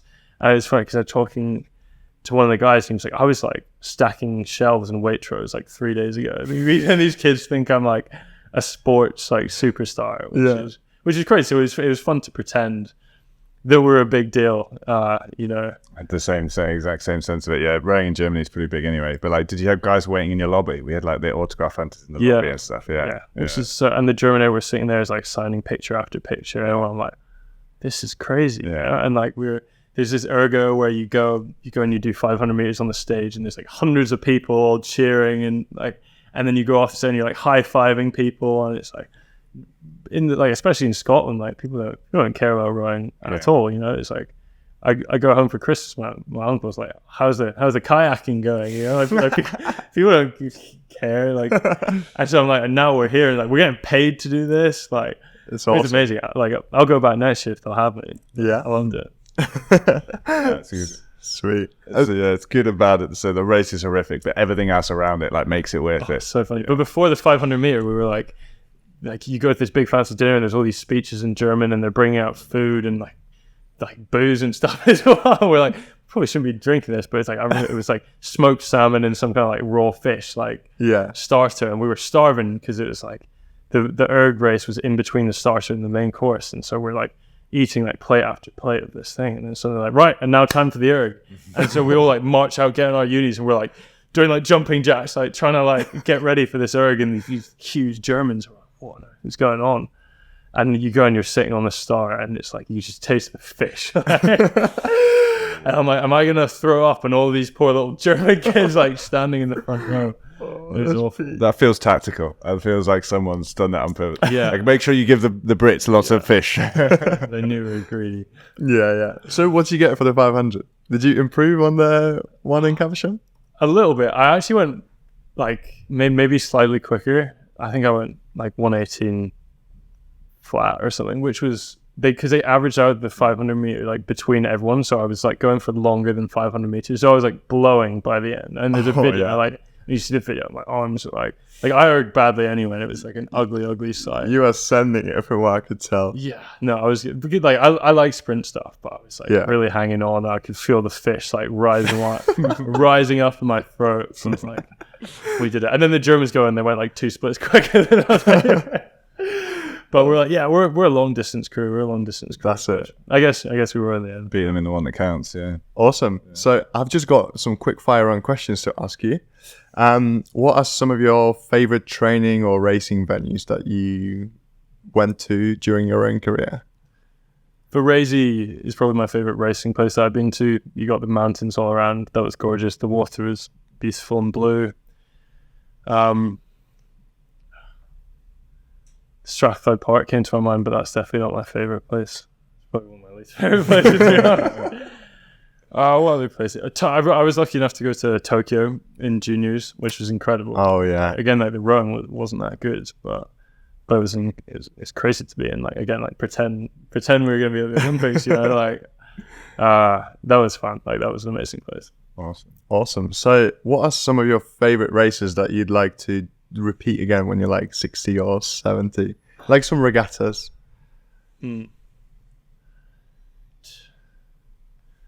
I'll probably be a bit old for the old Hansa Cup. Like if I could take that whole experience and not have to do the actual race, then I'd probably go with that. But I'll give you that because of the fish. You get a free pass. Yeah, exactly. I think like there were fun races up in Scotland. Back in the like Aberdeen Sprint Regatta, stuff like that. Just going and tearing it up, and then you go and have a pie at Aberdeen Boat Club after, and it was just like height of just like messing around. You know, that's got to be one of the best ones. Like Head of the Charles is an incredible race. We're going with Leander this year, and I've come second twice, so I really want to win this year. Awesome. I love how many people, when asked that question, like go back to their roots, and we'll talk about like one of their first races or where they race from home, and like that's awesome. I love that. I got a question. So I normally ask this to people more towards the end of their career. I would say like if you could travel back in time to yourself at the age you were when you really first caught the bug for rowing, what advice would you give them? I think that still applies for you. You're far enough along that you've learned some lessons that you could give that kid. Oh, there's definitely a lot I could learn. I think it would be like, don't take it too seriously. Like trust that instinct to try and enjoy it, and really enjoy the moments around it, because that's what you remember most. Like I'm sure anyone listening to this who's rowed like thinks back to their race and they really can't remember anything of it, but I remember the minibus rides down, or I remember the minibus breaking down, and like the gains that we made up when we were juniors to try and do that, and be appreciative of that. And I would say know that rowing can change your life, because it did for me. And it sounds crazy to say, but it's like otherwise I'd probably be I was a small town Aberdeen boy. I never thought I'd go to Yale. I never thought I'd get a chance to represent my country, go to Germany and sign autographs. It's fine for it to be your life as well, for it to be a big part of your life, as long as you have other things. Like, don't be afraid of being a rowing guy. I love that. This is absolute gold advice. Yeah, really good advice. One last question. Who are some of your rowing idols or people you look up to, you've looked up to? Try not to say anything too embarrassing. I think like the kind of generation above me of Yale rowing guys were like, they were heroes of people when I was like juniors, you know. I was lucky enough to be able to meet a lot of them, and like those guys are like, they're what I want to be. They're in the senior team now. They're cool. They still have a good time with it. So they're guys who I kind of like try and aspire to be like. But I remember Mosby, he for me was always like he has to be up there. And then also like Alan Sinclair was someone from a small Scottish club who had done it. Yeah. And so he was always someone I was like, legend. Yeah. Like, that's incredible. We went to training camp in Inverness. It was like, it's nice, but it's like, it's in the middle of nowhere. I was like, if he can do it, like maybe I could one day. I think that's like one of the things that when I first started to believe it. And then I got to meet him at Henley the other day, and he's like, he's just like a kind of like normal guy, you know? Yeah. He's like, and he's always been like really nice as well. He's gonna love when this is the second time his name has popped up in people who've looked up to him. So yeah, I figured I had to go and like get some of the Scottish representation there, We just I was messaging him today. We were at Caversham. I don't know if you heard. We were talking to him. He's talking about the ski erg that he had to die on, and I was a little story from Caversham, and he like screenshot. He's like, there it is. That's the ski erg that I had to like die on that summer.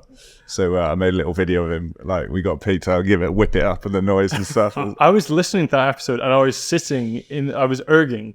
And I was like looking at that exact like ski erg when I was doing it, and I was like, I had to do the ski erg as well. And like literally before I went down to do that erg, there was like a wall with lots of newspapers and pictures on near the dorm room here, and there was a picture of like, it was like Satch and like Alan Sinclair was like in the wheelchair, and I was like, oh, like that's weird. Like, why is he in a wheelchair? And of course he goes and he talks all about it. I'm like, oh, that makes a lot of sense. It was kind of a lot of connecting the dots. Yeah, it's fun.